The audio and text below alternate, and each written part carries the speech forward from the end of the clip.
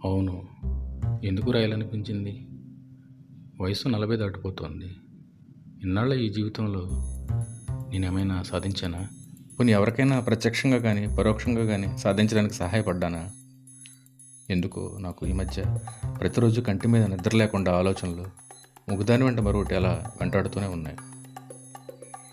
ఉదయం లేచిన దగ్గర నుంచి మన జీవన ప్రయాణంలో చోటు చేసుకునే సంఘటనలు, సమస్యలు, వాటి పరిణామాలు, అలాగే ప్రస్తుతం మన జీవన విధానం, కుటుంబ బంధాలు, మానవ సంబంధాలను మీ ముందుంచి తద్వారా మనం ఇప్పుడు జీవిస్తున్న జీవన విధానం కంటే మెరుగైన జీవన విధానం సాగించడానికి దోహదపడాలనే ఆశ కలిగింది. ఈ సమాజంలోని మనుషులంతా ఆరోగ్యకరమైన, ఆహ్లాదకరమైన వాతావరణంలో సుఖశాంతులతో, ఆయురారోగ్యాలతో జీవించాలనే కోరిక మది నిండా అలుముకుని పోయింది. సమాజానికి కనీసం ఈ రకంగా నేను ఉపయోగపడగలనేమోననే ఆలోచనలు నన్ను వేధించసాగాయి. అలాంటి ఆలోచనల, ఆశల, కోరికల ప్రతిరూపమే ఈ చిన్న పుస్తకం. నేను రచయితనేమీ కాను. కాకపోతే ఎప్పుడైనా మనసు స్పందించినప్పుడు చిన్న చిన్న కవితలు వ్రాసి వాటిని మరలా ఏదో జాగ్రత్తగా ఉంచి గుర్తొచ్చినప్పుడు చదువుకోవడం అలవాటుగా ఉండేది. 2 సంవత్సరాల నుండి మనసులో మెదిలిన భావనలను ఒక్కొక్కటి వ్రాసుకుంటూ వచ్చాను. కానీ అవన్నీ ఇలా పుస్తకంలో రూపాంతరం చెందుతాయి అనుకోలేదు. మీ డైరీలో ఒకరోజు అంటూ ఏకంగా పుస్తకం వ్రాసేశాడు, నా డైరీ ఎప్పుడు చదివేశాడు అనుకుని కంగారు పడిపోతున్నారా? మీరేమీ కంగారు పడొద్దండి. నేను మీ డైరీ ఏమీ చదవలేదు. నేటి ఉరుకుల పరుగుల గజిబిజి జీవన విధానంలో అందరి జీవితాల్లో ఇంచుమించు ఇలాంటి సంఘటనలే చోటు చేసుకుని ఉండి ఉంటాయనే ఆలోచనలతో వ్రాసింది తప్పితే మరేమీ కాదు. మీ జీవితకాలంలో కనీసం ఒకరోజు కాకపోతే ఒకరోజైనా ఇలాంటి సంఘటనలే జరిగి ఉంటాయి, ఇలాంటి అనుభవాలు ఎదురై ఉంటాయి, ఇలాంటి ఆలోచనలు వచ్చి ఉంటాయి. అందుకే మీ డైరీలో ఒకరోజు ఇలా గడిచి ఉంటుందని, ఇలాంటి ఘర్షణకు లోనే ఉంటారనే ఊహలతో ఈ పుస్తకం రాశాను. ఈ పుస్తకంలోని పాత్రలు కేవలం కల్పితాలు. దీనిలో వ్రాసినవి నాకు సంబంధించిన లేక మరొకరికి సంబంధించిన కథలేమీ కాదు. యథార్థ ఘటనలు అంతకంటే కాదు. ఇది దేనికి అనుకరణ కూడా కాదు, అనుసరణ కాదు. ఏవో పేర్లతో పాత్రలను సృష్టించి వ్రాసింది తప్ప ఎవరిని నొప్పించడానికి కానీ, కించపరచడానికి కానీ వ్రాసినవి కావు. కాకపోతే హాస్యం కోసం అక్కడక్కడ కొన్ని సంఘటనల్లో నాటకీయత జోడించడం జరిగింది. పాత్రలు కానీ, సంఘటనలు కానీ బాధించినట్లయినా మనస్ఫూర్తిగా క్షమించమని వేడుకుంటున్నాను. ఎంత ప్రయత్నించినా నా భాషా పరిజ్ఞానం సరిపోక కొన్ని చోట్ల తప్పక మరికొన్ని చోట్ల ఇంగ్లీష్ పదాలు వాడినందుకు క్షంతవ్యండి. కాసేపు ఆగండి. ఎన్నాళ్ళు ఈ పరుగు? ప్రతి మానవుడి జీవితంలోనూ ఏదో ఒక క్షణంలో సంఘర్షణ ఏర్పడుతుంది అని అంటూ ఉంటారు. బహుశా నాలో ఇలాంటి ఆలోచనలు ఇప్పుడు మొదలైనట్టున్నాయి. నేను జీవించే విధానం సరైనదేనా? ఇంతకుముందు వాళ్ళు కూడా ఇలాగే జీవించేవారా? ఇప్పటిలాగా స్ట్రెస్, స్ట్రెయిన్ ఏమీ ఉండేవి కావా? అప్పుడు అసలు సమస్యలే ఉండేవి కావా? ఒకవేళ ఉంటే ఎలా అధిగమించేవారు? ఇదే నా జీవితం, ఇంతేనా? ఏమిటిదంతా? ఇంతకంటే ఏమీ లేదా? ఎన్నాళ్ళీ పరుగు అంటూ ఇంకా ఏవేవో ప్రశాంతంగా ఏ ఆలోచనలు లేకుండా ఒక క్షణం కూడా ఉండలేకపోతున్నాను. ఇలాంటి ఆలోచనలే ప్రతి ఒక్కరిని మానసికంగా, శారీరకంగా కృంగతీస్తుంటాయి. నలుగురు 4 వైపులు లాగుతుంటే ఇటువైపు పయనించాలో తెలియక కొట్టుమిట్టాడేలా చేస్తూ ఉంటాయి. నిరంతరం నిర్విరామంగా సాగిపోయే గమ్యం లేని ప్రయాణంలో సంసార సాగరాన్ని ఈదుతూ అలసిపోయి ఒడ్డుకు వచ్చి కాసేపు సేద తీరుదామన్న ఆశను అడియాస్ చేస్తుంటాయి. అంతకంటే ముందు కంపారిజన్, కంపల్షన్ అండ్ కాంపిటీషన్ అనే 3 ఇంగ్లీష్ పదాలు మన జీవితాలను నడిపిస్తున్నాయేమో అనిపిస్తుంది. నడిపిస్తున్నాయి అనే కంటే శాసిస్తున్నాయి అనొచ్చేమో. ఎందుకంటే ప్రతి చిన్న విషయాన్ని ఎదుటి వాళ్లతోనో, పక్క వాళ్లతోనో కంపారిజన్ చేసుకోవడం మానవ నైజం. అదే నేడు బలహీనతగా మారి ఎలాగైనా సరే వాళ్ళు సాధించిన దానికంటే ఎక్కువగా సాధించాలనే తపన మొదలవుతుంది. అది కంపల్షన్ అయి కాంపిటీషన్ క్రియేట్ చేస్తుంది, పరుగులు తీస్తుంది. చుట్టూ ఉన్న పరిస్థితులు ఉక్కిరిబిక్కిరి చేస్తూ ఊపిరి తీసుకొనివ్వకుండా చేస్తున్నాయి. గుండెల నిండా గాలి పీల్చుకుని ఎన్ని రోజులే ఉంటుంది? ఉచ్ఛ్వాస నిశ్వాసాలు మనకు తెలియకుండానే జరిగిపోతుంటాయి. ఉరుకుల పరుగుల గజిబిజి జీవితం. కాలంతో పాటు అలా కొట్టుకుని పోతూనే ఉన్నాం. అలా ఎంత దూరం పోతామో తెలియని పరిస్థితి. వ్యక్తిగత శ్రద్ధ కనపడదు. అనారోగ్యం పాలై మూలపడితే తప్ప పట్టించుకునే, ఆలోచించుకునే సమయమే ఉండదు.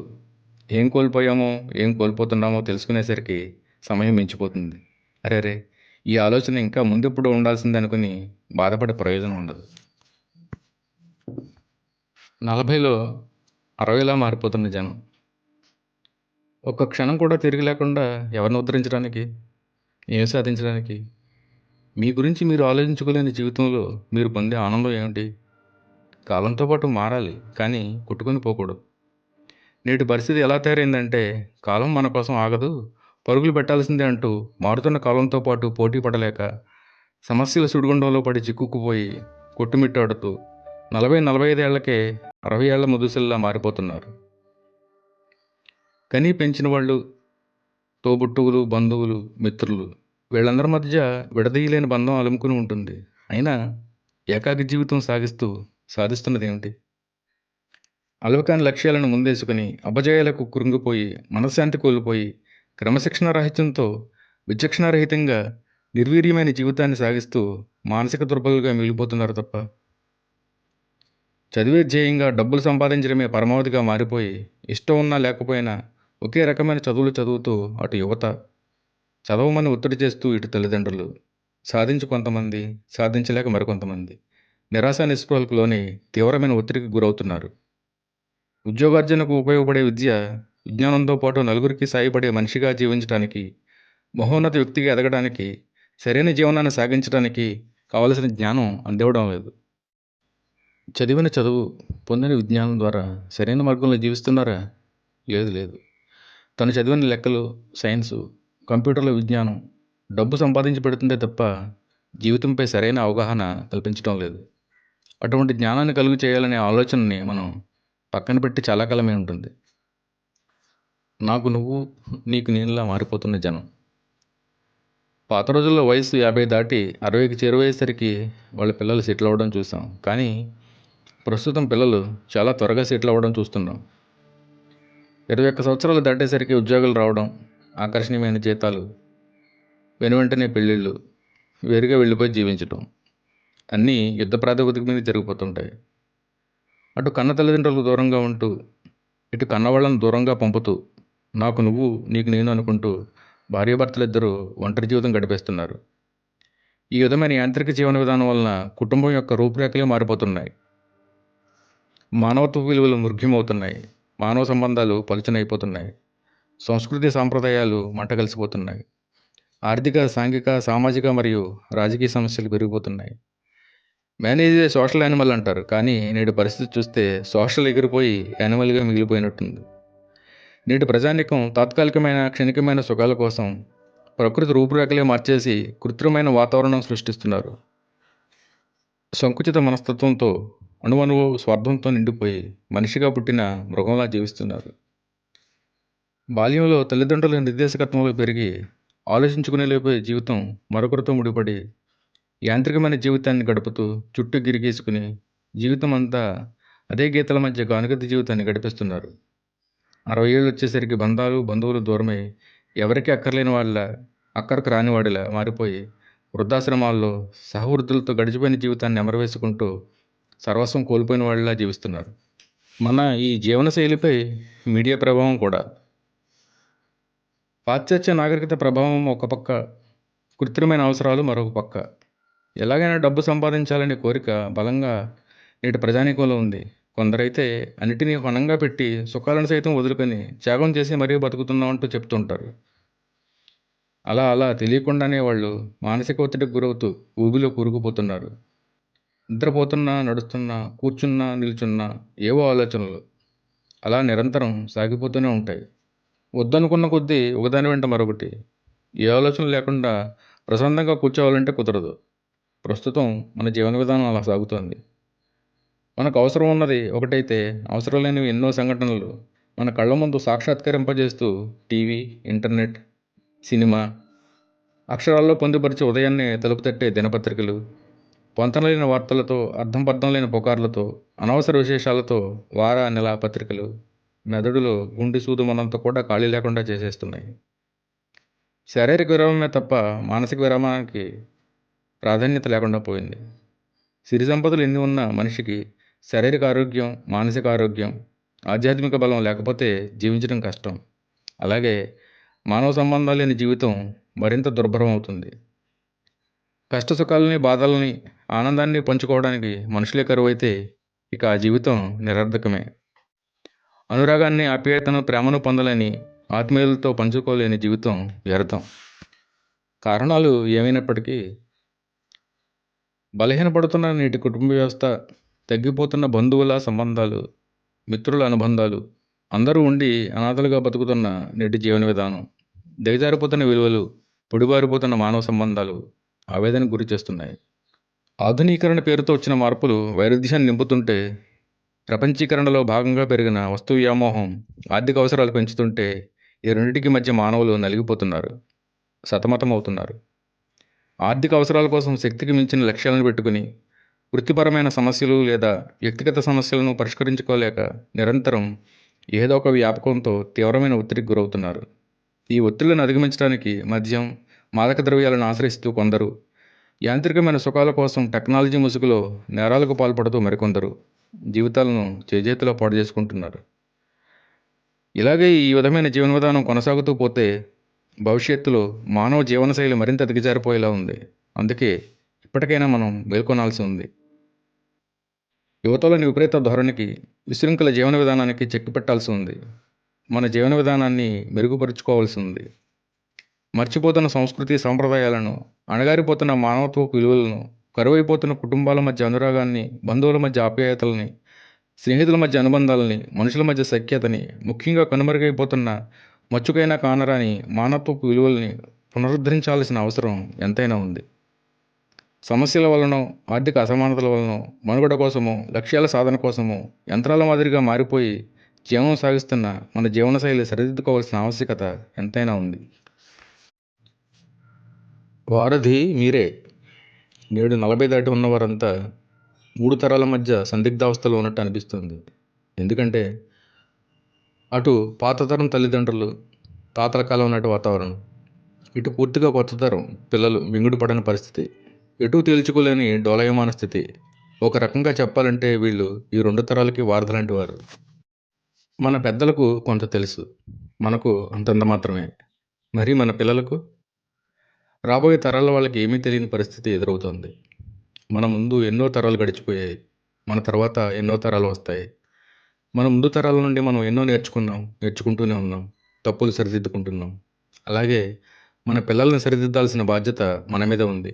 కనీసం ఇప్పుడైనా ఇలాంటి దిద్దుబాటు చర్యలు చేపట్టకపోతే రేపటి తరం పూర్తిగా అయోమయానికి గురవుతుంది. డిక్షనరీలో వెతుక్కునే పదాలుగా మారకముందే కుటుంబ వ్యవస్థ యొక్క విశిష్టత, నైతిక విలువలు, సామాజిక బాధ్యత, సంఘం కట్టుబాట్లు, సంస్కృతి సాంప్రదాయాల గురించి తెలియజెప్పి తదనుగుణంగా మసలుకునేలా చేయడం, ప్రతి ఒక్కరూ తమ విధిని తెలుసుకుని జీవించేలా దయ, జాలి, కరుణ మరియు సేవాగుణం, త్యాగనిరతి కలిగి ఉండేలా, వినయ విధేయతలతో, నీతి నిజాయితీలతో జీవించేలా చేయాల్సిన గురుతర బాధ్యత మన మీద ఉంది. అపజయాలకు కృంగిపోకుండా సవాళ్లను ఎదుర్కొని ముందుకు సాగడానికి అవసరమైన మనోబలాన్ని, మానసిక స్థైర్యాన్ని వాళ్లలో కలిగించాలి. ప్రతి ఒక్కరూ మంచి మనసుతో, మంచి వ్యక్తిత్వంతో, మంచి గుణాలతో, మంచి బుద్ధితో, మంచి సంస్కారంతో, మంచి ఆలోచనలతో, మంచి మాటలతో, మంచి నడవడికతో, స్నేహం, ప్రేమ, అనురాగం, ఆత్మీయత, ఆప్యాయతలతో నలుగురు మెచ్చేలా జీవనం సాగించేలా చేయాలి. ఈ మీ డైరీలో ఒకరోజు అనే పుస్తకాన్ని రాయడానికి కొన్ని కారణాలని మీ ముందుంచడానికి ప్రయత్నించాను. నేటి జీవన విధానాన్ని మీ ముందుంచడానికి కూడా ప్రయత్నించాను. బంధాలను వదులుకొని, బాధ్యతలను మరచి, అణువణువున స్వార్థం నిండిపోయిన నేటి మానవ జీవనశైలి సమస్యల సుడిగుండంలో చిక్కుకుని పోయి నైతిక విలువలను, సామాజిక బాధ్యతలను వదిలేసి జీవిస్తున్న ప్రజానీకం, దిగజారిపోతున్న వారి ప్రవర్తన సరళే, రోజురోజుకి పెరిగిపోతున్న సాంఘిక సమస్యలు, ఇలా ఎన్నింటినో కూడా మీ ముందుంచడం జరిగింది. దీనిలోని విషయాలు అందరికీ తెలిసినవి అయినా ఎవరో ఒకరి చేత చెప్పించుకుంటేనో, లేక 1కి 10 సార్లు గుర్తు చేసుకుంటేనో, లేదా వెలకట్టలేని వాటి విలువ గురించి చెప్తేనో అర్థం చేసుకుని ఎంతో కొంత ఆచరించడం మనం చూస్తూ ఉంటాం. అందుకే ఈ పుస్తకాన్ని మీ ముందుంచడం జరిగింది.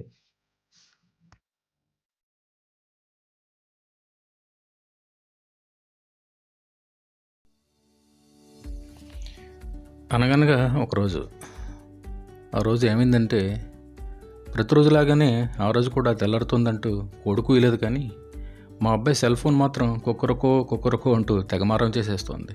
చిరాగ్గా లేచి ఏమిటి వీడు ముద్దు నిద్ర నుండి ఇంకా లేవడేమిటి అనుకుంటూ వాడు రూమ్లోకి వెళ్ళి, బాబు నాయన అలారం ఎవరికి పెట్టావురా, నాకా ఏంటి, నేను లేచి నేను లేపాలా అంటూ గట్టిగా వీపు తట్టాను. ప్లీజ్ డాడీ, ఒక్క 10 నిమిషాలు అన్నాడు. ఒక పక్క జాలి, మరో పక్క కోపం.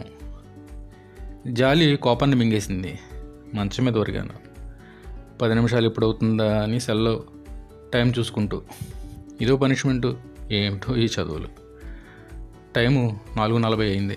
సరే, వాడు 10 నిమిషాలు అడిగాడు, నేను మరో 10 నిమిషాలు పడుకోనిలే అని అనుకుంటుండగా ఏవేవో ఊహలు, ఆలోచనలు కాసేపు మనసు కకావికలం చేశాయి. టైం 4:50 అయింది. బాబు మంచం మీద లేస్తావా నాయనా అంటూ అరిచాను. ప్లీజ్ డాడీ, రాత్రి 11 గంటల వరకు చదివాను, ఒక్క 15 నిమిషాలు ప్లీజ్ అంటుండగా, ఛ ఏమిటిది, నా మీద నాకే చిరాకు అనిపించింది. కాంపిటీషన్ అనే 11 అక్షరాలు, టార్గెట్ అనే 6 అక్షరాలు ఇటు పిల్లల పెద్దల జీవితాల్లో ఎంతో మార్పు తెచ్చేశాయి. పూర్తిగా జీవనశైలిని మార్చేసి అంటే అతిశయోక్తి కాదేమో. ఇంతకు ముందు రోజుల్లో పిల్లలు ఎంతో స్వేచ్ఛ వాతావరణంలో పెరిగేవారు. ఎందుకంటే ఎక్కువ శాతం పల్లెటూరులో ఉండేవారు కాబట్టి. కాలుష్య రహిత ఆహ్లాదకర వాతావరణంలో పిల్లల్ని అత్యంత శ్రద్ధగా పెంచడం జరిగేది.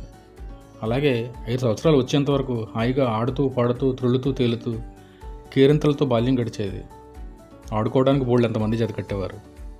చెట్లమట పుట్లమట, ఇసుకలో, నీళ్లలో, బురదలో, చెరువుగట్ల మీద, కాలువల్లో ఈత కొడుతూ, కొబ్బరి తోటల్లో, పంట పొలాల్లో తిరుగుతూ అడ్డు అదుపు లేకుండా ఉండేది. అమ్మమ్మ, నాయనమ్మ, తాతయ్యల గారాబాలతోనూ, అమ్మా నాన్నల అనురాగంతోనూ, చుట్టూ ఉన్న జనాల ఆప్యాయతలతోనూ బాల్యం ఎంతో హాయిగా గడిచేది. అప్పుడు కూడా పిల్లల్ని చదివించడంలో శ్రద్ధ కనబరిచేవారు, కానీ శృతిమించిన ఒత్తిడి వాళ్ళ మీద మోపేవారు కాదు. శృతిమెత్తగా మందలిస్తూ సక్రమమైన మార్గంలో నడిచేలా, చదువు ద్వారా విజ్ఞానంతో పాటు మంచి నడవడిక, మంచి వ్యక్తిత్వం, మంచి సంస్కారం అలవడేలా, సృజనాత్మకత మరియు పరిసరాల పట్ల అవగాహన పెంపొందేలా చూసేవారు. చదువు విషయంలో ఇప్పుడున్నన్ని అవకాశాలు లేకపోయినప్పటికీ చదువులు బాగానే సాగేవని చెప్పొచ్చు.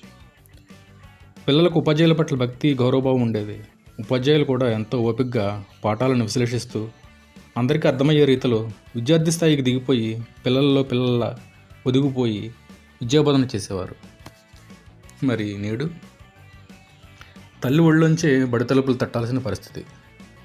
ఉయ్యల్లో నుండే వానమాలు, తడబడే అడుగులతో కాన్వెంట్ చదువులు, భుజాలపై కేజీల పుస్తకాల బరువుతో బాల్యం యొక్క పూర్తి స్వరూపమే మారిపోయింది. ఆసుపత్రిలో 4 గోడల మధ్య మొదలైన ప్రస్థానంలో తెలియకుండానే 3 సంవత్సరాలు ఇట్టే గడిచిపోతాయి. ఇక ఆపై మొదలవుతుంది అసలు కథ. అల్లరి ఎక్కువైపోయిందనో, వీళ్ళ బాధ భరించలేకపోతున్నామనో, ఎప్పటి నుండి చదవకపోతే కష్టం, కాంపిటీషన్లో ముందుకు పోవాలంటేనో, నేను చదువుకోలేకపోయాను అంటే అవకాశాలు లేకనో చదివించలేదనో, మీరేనా చదవాలి, ఇలా ఏవేవో కారణాలు చెప్తూ మరో 4 గోడలు, నల్ల బోర్డు.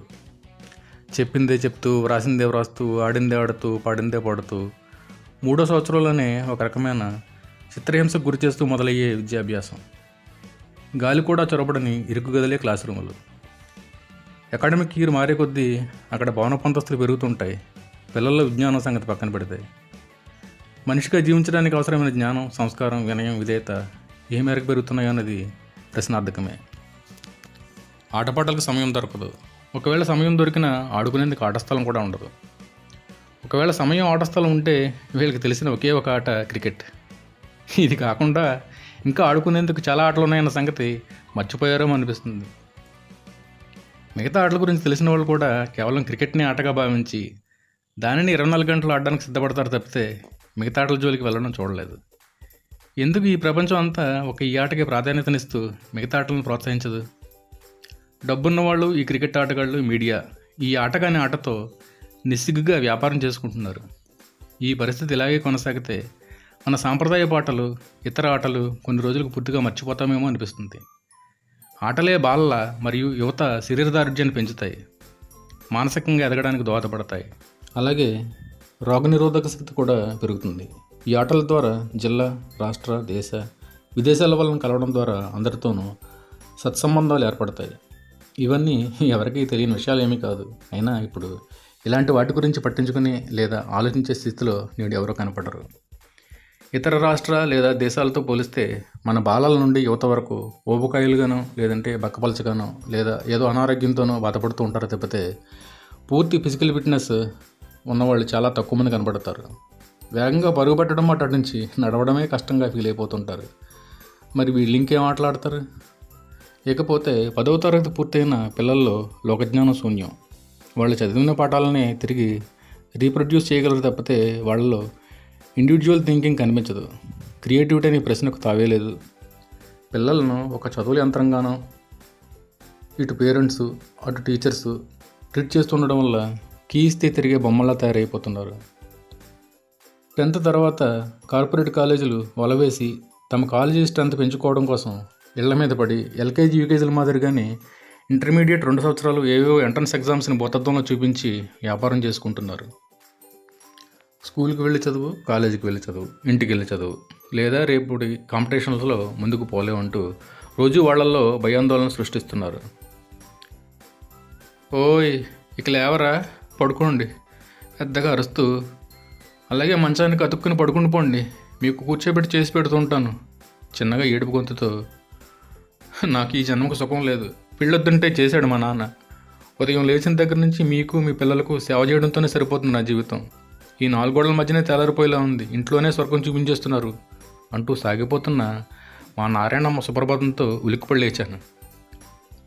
అమ్మో, టైము 4:45 కాస్త 6:45 అయిపోయింది. దెబ్బకు మత్తుదిలిపోయి కంగారుగా లేచి మా అబ్బాయి గారు అమ్మాయి గారు లేచారు లేదో చూడడానికి వెళ్ళాను. అప్పటికే అక్కడ గీతోపదేశం అవుతుంది. నేను అక్కడ వేలు పెట్టకూడదని బ్రష్ చేద్దామని పరుగులు తీశాను. పిల్లలిద్దరూ ఒకరి తర్వాత ఒకరు జారుకుంటున్నారు, జైలు గోడల నుండి బయటపడుతున్న ఫీలింగ్ ఇస్తూ. మనం ఇవన్నీ పట్టించుకునే పరిస్థితులు లేం కదా. Competition boss, competition. పిల్లలిద్దరూ ఒకరు స్కూల్కి మరొకరు కాలేజీకి వెళ్ళిపోవడంతో కార్టూన్ నెట్వర్క్ ఛానల్ మార్చి న్యూస్ ఛానల్ పెట్టాను. అప్పుడే వచ్చిన పేపర్ తిరగేస్తూ పెద్దగా బ్యాక్గ్రౌండ్ మ్యూజిక్తో ఈరోజు విశేషాలు అంటూ ఓ రాజకీయ నాయకుడి ప్రసంగం వినిపిస్తున్నారు. అభివృద్ధి రేటు 2 అంకెలు దాటుతోంది, ద్రవ్యోల్బణం దిగి వస్తుంది, సంపద పెరిగిపోతుంది, కంప్యూటర్ టెక్నాలజీ, గ్లోబలైజేషన్ మరియు విదేశీ పట్టుబడులతో మన దేశం ప్రపంచాన్నే శాసించే స్థాయికి ఎదిగిపోయిందంటూ ప్రసంగం సాగుతోంది. రాజకీయ నాయకుడి ప్రసంగాన్ని సగం చేసి మిగతా సగంలో మీడియా వాళ్ళు ముచ్చట్లు మొదలుపెట్టారు. వాళ్ళు అద్భుత ప్రతిభా పాఠవాలతో బోలెడని లెక్కలు కట్టి కళ్ల ముందు సాక్షాత్కరింపజేస్తూ వివిధ రంగాల ప్రముఖులు, నిపుణులతో చర్చాగోష్ఠి. కింద 2-3 లైన్లో ఏవో స్క్రోలింగ్ అవుతూనే ఉన్నాయి. 4 పక్కల 4 బాక్సులు కట్టి ఏవో అడ్వర్టైజ్మెంట్స్ వస్తున్నాయి. భగవంతుడా, టీవీ చూడడం కూడా పెద్ద బదిలీగానే మారిపోయింది అనుకుంటుండగా, ఏమయ్యో ఆ సౌండ్ కాస్త తగ్గిస్తావా, బుర్ర పగిలిపోతుంది, ఇప్పటిదాకా పిల్లలు అయిపోయారు, ఇక నువ్వు మిగిలిపోయావు నా ప్రాణానికి అంటూ మా నారాయణ స్తోత్రమాలిగా కంటిన్యూ అవుతుంది. అయితే నాకు చదువుతున్న పేపర్లో అక్షరాలు కనబడలేదు, టీవీలో వార్తలు వినబట్టలేదు, నారాయణమ్మ మాటలు అసలే వినబడటం లేదు. ఎంతో అభివృద్ధి సాధించామని అనుకుంటున్నాం, కానీ నేటి పరిస్థితులు చూస్తే 1 అడుగు ముందుకు 2 అడుగులు వెనక్కు పోతున్నట్టుగా ఉంది. అభివృద్ధి అంటే ఆర్థిక అభివృద్ధేనా? ఇన్ఫ్లేషన్ తగ్గిందా పెరిగిందా అని లెక్కలు కడుతుంటాం, కానీ అవే లెక్కలు అంతకంతకు పెరిగిపోతున్న సామాజిక సమస్యలపై ఎందుకు పెట్టాం? పూర్తి స్వరూపమే మారిపోతున్న విద్య, వైద్య, రాజకీయ వ్యవస్థలపై ఎందుకు దృష్టి పెట్టాం? దిగజారిపోతున్న మానవ విలువలు, తగ్గిపోతున్న మానవ సంబంధాలు, పెరిగిపోతున్న స్వార్థం, అత్యాశ, ఈర్ష్య, ద్వేషాల గురించి ఎందుకు మాట్లాడడం? టెక్నాలజీ ముసుగులో నేరాలకు పాల్పడుతూ దేశ భద్రతను సైతం ప్రశ్నార్థకంగా మార్చివేస్తున్న యువతను సరైన దారిలో పెట్టడానికి ఎందుకు ప్రయత్నించాం? రోజురోజుకి పెరిగిపోతున్న అవినీతి, లంచగొండితనం, అరాచకాలు, దోపిడీలు, వరకట్నాల వేధింపులు, మహిళలపై పెరుగుతున్న అరాచకాలు, హత్యలు, ఆత్మహత్యలను లెక్కలు కడితే మనం అభివృద్ధి సాధిస్తున్నామో లేక అణగారిపోతున్నామో తెలుస్తుంది. అంటని ముట్టని మానవ సంబంధాలు జీవితాన్ని యాంత్రికంగా తయారు చేస్తున్నాయి. నేటి సమాజం స్నేహం, సఖ్యత, కలిసిమెలిసి ఉండడం ఇవన్నీ మృగ్యమై మానవ మృగారణ్యంగా తయారైంది. ఈ మీడియా అంటే ఈ TV, internet, news papers, magazines వల్ల కూడా నేటి ఇలాంటి విపరీత ధోరణులకు కొంత కారణం అనిపిస్తుంది. మానవ సంబంధాల మీద, మానవత్వ విలువల మీద ప్రభావం చూపిస్తున్నాయి అనిపిస్తుంది. రోజంతా ఖాళీగా ఉంటూ ఏం చేయాలో తెలియక టీవీ ముందు గంటల తరబడి కూర్చుని కళ్ళ జబ్బులు, కెళ్ళ జబ్బులు తెచ్చుకుని అనవసరమైన ఆలోచనలతో మానసిక దుర్బలులుగా మారిపోయి హాస్పిటల్కి పరుగులు తీసే జనం ఒక పక్క, అమాయకత్వంతో ఎదగని మనసుతో తెలిసి తెలియని వయసులో నెట్ కేఫుల్లో అశ్లీల సైట్లు చూస్తూ అసాంఘిక కార్యకలాపాలకు పాటుపడుతూ తమ తెలివితేటలని, టెక్నాలజీని దుర్వినియోగపరుస్తూ సైబర్ నేరాలకు పాల్పడుతూ విద్రోహ చర్యలు చేసేవాళ్లకు పరోక్షంగా సహాయపడుతూ ఇది తప్ప ఒప్ప అనే కనీస ఆలోచన లేకుండా బర్తకించిపోతున్న యువత మరోపక్క. మహిళల బలహీనతల్ని ఆసరాగా తీసుకుని మానవ సంబంధాలని, కుటుంబ బంధాలని దారుణంగా చిత్రీకరించి సీరియల్స్ రూపంలో ప్రచారం చేస్తుంటే వాటిని రెప్పార్పకుండా చూస్తూ మరింత మానసిక ఆందోళనకు గురవుతూ స్త్రీలు. మరోపక్క కొన్ని గంటల పాటు టీవీ ముందు కూర్చుని బుర్రపాటు చేసుకోవాలా? అవసరమైంది తక్కువ, అనవసరమైనది ఎక్కువ. 24 గంటలు చూపించినవే చూపిస్తూ, చెప్పిందే చెప్తూ న్యూస్ ఛానల్స్. పక్కింటివాడి వెనుకింటివాడి కబుర్లు తప్పితే వేరేమీ ఉండవు. జరిగిన నేరాలను భూతత్వంలో పెట్టి చూపిస్తూ హింసను మరింత ప్రేరేపించేలా టెలికాస్ట్ చేస్తూ ఉంటారు. నోరు విడిచి చెప్పలేని కొన్ని విషయాలను వీళ్ళు గుచ్చి ప్రశ్నిస్తూ ఉంటారు. చూస్తున్న మనకే మనసు చివుక్కుమంటుంది. అటువంటిది నిజంగా వాళ్ళకి జరిగిన ఘోరం కంటే ఈ మీడియా వాళ్ళు అడిగే ప్రశ్నలకు మరింత వేదన గురవుతున్నారేమో అనిపిస్తుంది. గాయాలతో బాధపడుతూ హాస్పిటల్ బెడ్ మీద ఉన్న వాళ్ళని ఆ సంఘటన ఎలా జరిగిందో చెప్పండి అంటూ, క్షణాల్లో చనిపోతాడని తెలిసి అగ్రమట్లు మా ఛానల్ వాళ్ళే ముందు చూపించారంటూ, ఎక్స్క్లూజివ్ అంటూ, ఇది మంచి, ఇది చెడు, ఇది తప్పు, ఇది ఒప్పు అని లేకుండా మానవత్వం మరీ ప్రవర్తిస్తారు. వాళ్ళు చెప్పేదే వేదం, వాళ్ళు చూపించేదే నిజం, వాళ్ళు ఏది చేసినా అదే కరెక్ట్ అనేటట్లుగా ప్రవర్తిస్తారు. అవసరం ఉన్నా లేకపోయినా శవాల వీడియోలు ఆపాదమస్తకం చూపిస్తూ టీవీ చూస్తున్న పిల్లల్ని, పెద్దల్ని భయభ్రాంతులు గురి చేస్తూ ఉంటారు.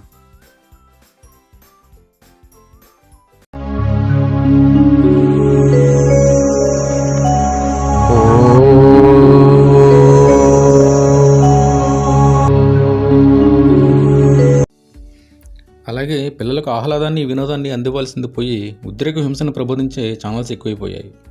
100 ఛానల్స్ 100 రకాలుగా మనల్ని ఆకర్షిస్తూ ప్రలోభాలకు గురిచేస్తూ ఉంటే ఆ ఊబిలో పడి కొట్టుకుని పోతున్నాం తప్పితే దాని నుండి తప్పించుకునే ప్రయత్నం చేయలేకపోతున్నాం. మెదడు ఆలోచన శక్తి కోల్పోతుంది. ఒక రకంగా చెప్పాలంటే మెదడు పూర్తిగా ముద్దుబారిపోతుంది. క్రియేటివిటీ ఉండదు. కళ్ళకి విపరీతమైన స్ట్రెయిన్. ఇదే మనం మీడియాను మాలో హింసా ప్రవృత్తిని, మానసిక ఆందోళనని, అనారోగ్యాన్ని కలిగించే విధంగా ఎందుకు ప్రసారాలు చేస్తున్నారు అని అడిగితే మిమ్మల్ని చూడమని ఎవరు చెప్పారయ్యా అనే ప్రశ్న ఎదురవక మానదు. ఇది మన నేటి దౌర్భాగ్య పరిస్థితి. పరపతి పలుకుబడి ఉన్న వాళ్ళ సొంతంగా ఒక పత్రికనో ఒక టీవీ ఛానల్లో పెట్టేసి వాళ్ళకు నచ్చిన వార్తలను ప్రసారం చేస్తూ పాఠకుల మరియు ప్రేక్షకుల బలహీనతల్ని ఆసరాగా తీసుకుని అశ్లీల సాహిత్యాన్ని ప్రచురిస్తూ సర్క్యులేషన్ని, వ్యూవర్షిప్ని పెంచుకుంటూ పోతున్నారు. ఈ మధ్యనే ఒకరోజు నా ఫ్రెండ్స్ అంతా కూర్చుని మాట్లాడుకుంటుండగా ఒక వారం 10 రోజుల పాటు మీడియాకు, అంటే ఈ ప్రింట్ అండ్ ఎలక్ట్రానిక్ మీడియాకు సెలవు ప్రకటన చేస్తే ఎలా ఉంటుందిరా అన్నాను. దానికి వాళ్ళు, నీ ఆలోచన బాగానే ఉంది కానీ ఈ మధ్యకాలంలో ఈ మీడియాకు భయపడే కొంతమంది చాలా జాగ్రత్తగా ఉంటున్నారు. నువ్వు చెప్పినట్టు చేస్తే ఇక వాళ్ళకి పండగ. ప్రపంచానికి ఏదీ తెలియకుండా ఏమేమి అగత్యాలు, అక్రమాలు, అన్యాయాలు, ఆగడాలు, బేభత్సాలు చేయాలనుకుంటున్నారో చేసేసి మాకేమీ తెలియదన్నట్టు బుద్ధిమంతులు పూజ పెడతారు. అమ్మో, ఇది ఒకటి ఉందా? అవునవును, వార్తల కోసం ఈ మీడియా వాళ్ళు పెట్టే నిఘా వల్ల ఎంతో కొంత నియంత్రణ జరిగి సమాజానికి మేలు జరుగుతుంది. కాకపోతే వీళ్ళు ప్రదర్శించే మితిమీరిన అత్యుత్సాహం వల్ల మంచి కంటే చెడే జరుగుతున్న సందర్భాలు ఎక్కువైపోయాయి. అయినా ఈ మధ్యకాలంలో మీడియా కూడా అమ్ముడుపోయి ప్రజలకు ఉపయోగపడే వాటి మీద, ఇన్వెస్టిగేటివ్ జర్నలిజం మీద దృష్టి పెట్టడం మానేసి వీ మేక్ న్యూస్ అంటూ కొన్ని ఛానల్స్, వీ క్రియేట్ న్యూస్ అంటూ కొన్ని ఛానల్స్ ప్రసారాలు చేస్తూ పోవడం చూస్తుంటే భవిష్యత్తులో ఎటువంటి పరిణామాలకు దారితీస్తుందో అనే ఆందోళన అందరిలోనే ఎక్కువగా ఉంది. ఇలా టీవీ గురించి ఆలోచిస్తుంటే ఈ మధ్యనే జరిగిన సంఘటనలు గుర్తొస్తున్నాయి. 2 రోజుల క్రితం నేను ఆఫీసు నుండి ఇంటికి వెళ్ళినప్పుడు ఒక ఆశ్చర్యకరమైన సంఘటన చోటు చేసుకుంది. మొత్తం అపార్ట్మెంట్ అంతా చాలా గోలగోలగా ఉంది. ఏమిటా అని చూస్తే పిల్లలంతా సెల్లార్లో ఎవరికి తోచిన ఆటలు వాళ్ళు ఆడుకుంటున్నారు. సెలవు రోజుల్లో కూడా వీళ్ళని ఎప్పుడు ఇలా చూడలేదు. అలాంటి వీళ్ళు వాళ్ళు మైమర్చిపోయి అలా ఆటలాడుతుంటే నాకు చాలా సంతోషం అనిపించింది. ఇంతలో నన్ను చూసి హాయ్ డాడీ అంటూ మా పిల్లలు, హాయ్ అంకుల్ అంటూ మిగతా పిల్లలు నన్ను చుట్టుముట్టి వాళ్ళ స్నేహితులతో కబుర్లు, స్కూల్లో వీళ్ళు ఎలా ఉంటారో, టీచర్స్ స్టూడెంట్స్ మధ్య సంబంధాల గురించి అలా వాళ్ళు ఏవో చెప్తుంటే నా నోట మాట రాలేదు. ఏమిటి, నేను కలలు గంటున్న రోజు వచ్చినట్టుంది అనుకుంటుండగానే కేబుల్ నెట్వర్క్ పనిచేస్తుంది, టీవీ వస్తుంది అంటూ పెద్దగా అరుస్తూ గొంతు. ఆ మాట పూర్తవ్వకుండానే ఎక్కడి వాళ్ళు అక్కడ గప్చుప్పు అయిపోవడం క్షణాల మీద అయిపోయింది. నా ఆనందం అంతా అరక్షణంలో ఆవిరైపోయింది. అంతకుముందు కూడా ఓ రోజు సాయంత్రం కేబుల్ కట్ లాగానే 2-3 గంటలు కరెంట్ కట్ చేశారు. ఆ రోజైతే నాకు పండగలా అనిపించింది అనుకోండి. ఆ 2 గంటలు జీవితంలోని మర్చిపోలేని మధురానుభూతులు మిగిల్చాయి. ప్రతిరోజు సాయంత్రం ఈ రోజులాగానే కరెంటు కోత ఉంటే బాగుండి అనిపించింది. ఎందుకంటే 2-3 గంటలు మొట్టమొదటిసారిగా మా అమ్మా నాన్నలతో మేము నలుగురం కూర్చొని బోల్డెని కబుర్లు చెప్పుకున్నాం. మా అమ్మా నాన్న వాళ్ళ రోజులు ఎలా ఉండేవారో, ఏం చేసేవారో చెప్తుంటే పిల్లలిద్దరూ కూడా గుక్కు తెప్పుకోకుండా అలా మాట్లాడుతూ ఉంటుంటే పాపం రోజు వీళ్ళకి ఇంట్లో అమ్మా నాన్నలకి, అన్న, అక్క, చెల్లి, తమ్ముడు, బామ్మ, తాతయ్యలకి ఇలా ఎన్నో కబుర్లు చెప్పుకుంటూ ఉండాలనిపిస్తుంది అనమాట. అలాంటి ఆ పసి హృదయాల ఘోషను మనం ఎప్పుడో పట్టించుకోవడం మానేసాం కదా. మా అమ్మ నాన్న మనవాళ్ళిద్దరిని ఆరిపిడిగా ఆరిబడవ అంటూ ఒక పక్క వేళాకాలం ఆడుతుంటే మేమిద్దరం కూడా వాళ్ళతో పాటు మమేకమై చిన్నప్పుడు నువ్వెలా నువ్వలా అని చెప్తుంటే వీళ్ళు కళ్ళతో వింటున్నారా అన్నంతగా కళ్ళు పెద్దవి చేసుకుని చూస్తుంటే వా అద్భుతం అనిపించే లోపే కరెంటు వచ్చి అందరినీ చల్లల చెదురు చేసేసింది. మా నారాయణమ్మ చాలు చాలు పదండి పదండి ట్యూషన్ టైం అవుతుంది అంటూ యథాప్రకారం తన పాత్రలకు వెళ్ళిపోయి రేపు కూడా ఇలాగే పవర్ కట్ ఉంటే ఏదో ఒకటి ప్లాన్ చేయాలని కొనుక్కోవడం నా చెవిన పడింది. అమ్మా నాన్న నీరసంగా హాల్లోంచి లోనికి వెళ్ళిపోయారు. మరలా కథ మామూలే, ఏమిటో ఈ జీవితాలు అనుకుంటూ నిట్టూర్చాను. బాత్రూంలో వేడి నీళ్ళు రెడీ అంటూ పెద్ద శబ్దం. ఉలిక్కిపడి వెంటనే బాత్రూంలో పరుగులు తీశానండోయ్. కాఫీ టిఫిన్ అందంగా టేబుల్ మీద పెట్టి నా రాక్ కోసం ఎదురు చూస్తూ ఉండేంత సీన్ అక్కడ లేదు. ఎందుకంటే ప్రతి పని నిమిషాలు సెకండ్లతో సహా క్యాలిక్యులేషన్ చేస్తూ గడిపేస్తున్నాం. మరి ఎవరి పని వాళ్ళు చేసుకోవడానికే టైం సరిపోదు. అలాంటివి మీరు కూర్చోండి మీకు అన్నీ చేసి పెట్టేస్తాను కలిపి నోట్లో పెట్టేస్తాను లాంటివి ఈ కలికలుపు జీవితంలో కుదరవు. ఏవో ఫీట్స్తో జీవితం అలా సాగిపోతూనే ఉంటుంది. షర్ట్ వేసుకుంటూ కాఫీ తాగి ప్యాంటు వేసుకుంటూ టిఫిన్ తిని వాటర్ బాటిల్ సర్దుకొని షూ వేసుకుంటూ. నారాయణమ్మ నా లంచ్ బ్యాగ్ ఎక్కడ కంగారుగా బయటకు వెళ్తే అడిగాను. నువ్వు చేసే పనికి మళ్ళీ క్యారేజ్ ఒకటి వెళ్ళు. నిన్న సాయంత్రం కాయగూరలు తేవయ్యా అంటే ఊరి మీద బలాదూరు తిరిగి వచ్చి ఇప్పుడు నీకు క్యారేజ్ కావాలా? క్యారేజ్ లేదు వెళ్ళు బయట క్యాంటీన్లో తిను. నీకేంటి వాడైతే 4 రకాల కూరలు చేసి పెడతాడు. నేను ఏ పెరుగన్నమో తినేస్తానంటూ నోట్లో కుక్కోవడానికి నైటి అందక తువాల కోసం బరుగులు తీస్తుంటే బాబు గీతలు అని క్యారెక్టర్ గుర్తొచ్చింది. ఈ కలియుగంలో దేవుడు ఆడవాళ్ళకి ఇచ్చిన వరం నైటీ అండి. అందుకే వీళ్ళు మాకు ఉన్నాయంటూ బీరువా నిండా చీరకు పేర్చేసి వీలైతే సంవత్సరంలో 365 రోజులు నైటీలతోనే కాలం గడిపేస్తారు. అయినా దీంతో నాకేంటిలే గొడవ అనుకుంటూ పరుగులు తీస్తూ లిఫ్ట్లో కురికాను. అప్పటికే లిఫ్ట్లో 3 ఉన్నారు. గ్రౌండ్ ఫ్లోర్ బటన్ మీద చేయి పెట్టి ఎప్పుడు నొక్కేద్దామా అని. 3 పలకరింపుగా నవ్వాను, కానీ ఎవరి ముఖాల్లోనూ నవ్వులేదు. వాళ్ళ 3లో ఒక ఆయన నాలాగే ఎక్కడో ఏదో కంపెనీలో పనిచేస్తున్నాడు. మిగతా 2 ఆస్తిలోను అంతస్తులోను ఉద్యోగంలోను వ్యాపారంలోనూ పెద్దవాళ్ళు. వీళ్ళిద్దరూ అన్నింటిలోని పెద్దవాళ్ళు కదా, అందుకే పలకరించరేమో అని ఎప్పుడు అనుకుంటుంటాను. కానీ ఇతని సంగతి అర్థం కాదు. వీళ్ళు ఎప్పుడైనా కనుబొమ్మలు ఎగరేస్తే మనం దాన్ని మనకు నచ్చినట్లు అనుభవించుకుని ఆనందపడాలండో. ఇంట్లో ఎలా ఉంటారో తెలియదు, కానీ ఇన్ని సంవత్సరాల నుండి ఒకే చోట ఉంటున్నాం. కనీసం పలకరింపు కానీ మాటలు కానీ ముఖంలో నవ్వు కానీ నేను ఇప్పుడు వచ్చి చూడలేదు. ఎప్పుడూ సీరియస్గానే ఉంటారు.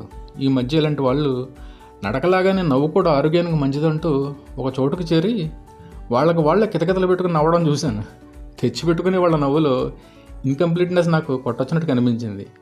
పని చేసేటప్పుడు నవ్వుతూ ఉండరు, ఇంట్లో నవ్వుతూ గడపరు, తెలిసిన వాళ్ళతో నవ్వుతూ ఉండరు, మాట్లాడరు. కానీ నవ్వుకోవడానికి ఒక టైం ఒక ప్లేస్ వెతుక్కుంటారు. ఈ రకంగానైనా వాళ్ళు నవ్వుకుంటున్నారులే అని ఆనందపడాలా, లేక వీళ్ళ దౌర్భాగ్యానికి జాలిపడాలా? వాళ్ళ ప్రవర్తనలో ఒక రకమైన అహంభావం, నడకలో అదొక రకమైన అహంకారం కనిపిస్తూ ఉంటుంది. పైగా ఈ ప్రపంచం అంతా వీళ్ళ పాదాల కిందనే నడుస్తుంది అనిపించేలా చూపులు. వీళ్ళిద్దరిని చూస్తుంటే అందరితోనూ సరదాగా కలుపుగోలుగా ఉండాలని, ఆప్యాయంగా మాట్లాడాలని, మనసులో ఉన్న డబ్బు, అధికారం మరియు పలుకుబడి వలన ఏర్పడే ఒత్తిడి వలన ఇలా మారిపోయి జీవిస్తున్నారేమో అనిపించింది. ఈ విధమైన ఒత్తిడి లేకుండా సామాన్యమైన జీవితాన్ని గడుపుతూ కూడా మరి ఈ 3 గంటలు ఎందుకు ఇలా ఉంటాడు? వీటన్నిటికంటే ఇంకా బలమైన కారణాలు ఏమైనా ఉన్నాయేమో. అయినా ఉద్యోగం చేసే వాళ్ళు అయితే రోజు 10-12 గంటలు, వ్యాపారం చేసేవాళ్ళు అయితే రోజు 16 నుంచి 18 గంటలు, ఇతర పెద్దవాళ్ళు రాజకీయ నాయకులు అయితే రోజులో 24 గంటలు కష్టపడుతూ ఉంటామని, పైగా మేము పర్సనల్ లైఫ్ మిస్ అవుతున్నామని గొప్పగా చెప్తూ ఉంటారు. వీళ్ళకి జ్ఞానోదయం అయ్యేటప్పటికీ సగం పైగా జీవితం అయిపోతుంది. ఆలోచనలతో లిఫ్ట్లోంచి బయటకు వస్తుండగా మా ఎదురు ఫ్లాట్లో ఉండే వేణుగారు వాళ్ళ సతీమణి పార్కింగ్ ఏరియాలో కూర్చొని ఏవో మాట్లాడుకుంటూ కనిపించారు. వాళ్ళు నా వైపే చూస్తున్న పలకరించే టైం లేక బయటకు వచ్చేసాను. వేణుగారు ఏదో ప్రైవేట్ కంపెనీలో పనిచేసేవారు. ఆరోగ్యం బాగోలేక మానేశారు. ఆ ఉద్యోగంతో వచ్చిన డబ్బుతోనే ఇక్కడ అపార్ట్మెంట్ తీసుకున్నారు. అది ఎప్పుడో 10 సంవత్సరాల క్రితం మాట. ఇప్పటి రోజుల్లో ఇలాంటి మంచి సెంటర్లో అపార్ట్మెంట్ కలగానే మిగిలిపోతుంది తప్పితే సహజమయ్యే పరిస్థితి కల్లా. ఎందుకంటే ఇప్పుడు సామాన్యుడికి అందుబాటులో ఉండే ఫ్లాట్లైనా నగర శివార్లను తప్ప నగర నడిబొడ్డులో కాదు. వేణుగారు పిల్లలిద్దరినీ బాగానే చదివించారు. అబ్బాయికి ఎక్కడో మంచి కంపెనీలోనే ఉద్యోగం వచ్చింది. పెళ్లి కూడా చేసేశారు. అప్పటి నుంచే వీళ్ళ కష్టాలు మొదలయ్యాయి అనుకోవచ్చు. ఎందుకంటే ఒక స్త్రీ ఒక పురుషుడు 3 బుళ్ళ బంధంతో ఒక్కటై వాళ్ళిద్దరే ఒకరికొకరు బతుకుతున్నట్లుగా మారిపోతుంటారు. అప్పటి వరకు కనిపించిన తల్లిదండ్రులు, తోబుట్టువులు పరాయి వాళ్ళు అయిపోతుంటారు. అలాంటి పరిస్థితి వీళ్ళ కుటుంబంలోనే ఎదురైంది. ఒక్కసారిగా ఊహించిన మార్పులు చోటు చేసుకున్నాయి. కొడుక్కి తోడుగా ఉంటుందని, వాళ్ళకి చేదుడువాదుడుగా ఉంటుందని పెళ్లి చేస్తే వీళ్ళ మీద పెత్తనం చలాయించేందుకు తెచ్చిపెట్టుకున్నట్టుగా అయిపోయింది. పెళ్ళికి ముందే వీళ్ళు ఎలాంటి ఆలోచనలతో ఉంటారో, లేక పెళ్ళయ్యాక వీళ్ళలో ఇలా శాడిజం డెవలప్ అయిపోతుందో అర్థం కాని విషయం. వీళ్ళిద్దరిది కూడా ఎవరిని బాధించే మనస్తత్వం కూడా కాదు. ఏమిటో ఈ జీవితాలు. అత్త మామలు తల్లిదండ్రులు లాంటి వాళ్ళేనని, అలాగే కోడలు కూడా కూతురు లాంటిదేనని ఈ మనుషులు ఎందుకు ఆలోచించరు? వాళ్ళ పనులు పూర్తయ్యేంత వరకు ఎదురుగా కనపడకూడదు. వాళ్ళ కాఫీలు టిఫిన్ పూర్తయిన తర్వాత పెట్టిందో తిని ఏ పని చెప్తే ఆ పని చేస్తూ పోవాలి తప్ప ఎదురు ప్రశ్న వేయకూడదు. ఇంకా పెళ్లి కావాల్సిన అమ్మాయి ఉంది, ఎలాగో అర్థం కాక తల బద్దలు కొట్టుకుంటున్నారు. ఒకసారి మా ఇంటికి వచ్చి వాళ్ళ బాధనంతా వెళ్ళబుచ్చారు కూడా. అమ్మాయి పెళ్లి చేసేస్తే మేము ఏమైపోయినా బాధ ఉండేది కాదు అంటూ చెప్తున్న వాళ్ళ కళ్ళల్లో నిండిన అశ్రువులు వాళ్ళ హృదయఘోషని చెప్పగానే చెప్పాయి. నా గుండె ఒకసారిగా బరువెక్కింది. నేనేమీ చేయలేనా? ఇలా అయితే ఎలా? బాధపడటం తప్ప ఏమీ చేయలేను నన్ను చూసి నాకే సిగ్గేసింది.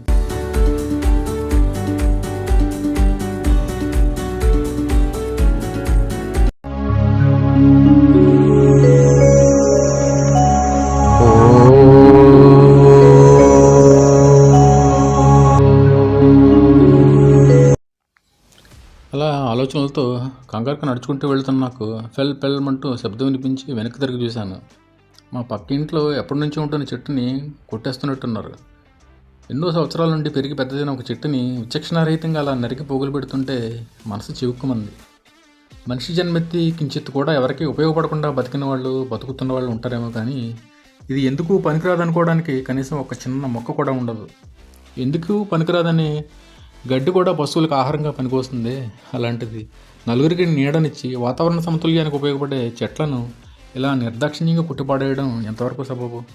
ఎన్నో రకాల మొక్కలు, చెట్లు అంతరించిపోతున్న నేటి తరుణంలో ఇలా చెట్లను కుట్టిపాడేసే వాళ్ళని క్షమించకూడదు. ఎంత అణిచిపెట్టుకుందాం అనుకున్న ఆగని కోపం పెదాలని పంటితో నొక్కిపెట్టి అతి కష్టం మీద ఆపుకున్నాను. బాగా పెద్దదైపోయిందనో లేక కొమ్మలు ఎక్కువ ఉన్నాయనో అనుకున్నప్పుడు చెట్లను అలాగే ఉంచి కొమ్మలు మాత్రం తీసివేస్తే సరిపోతుంది కదా.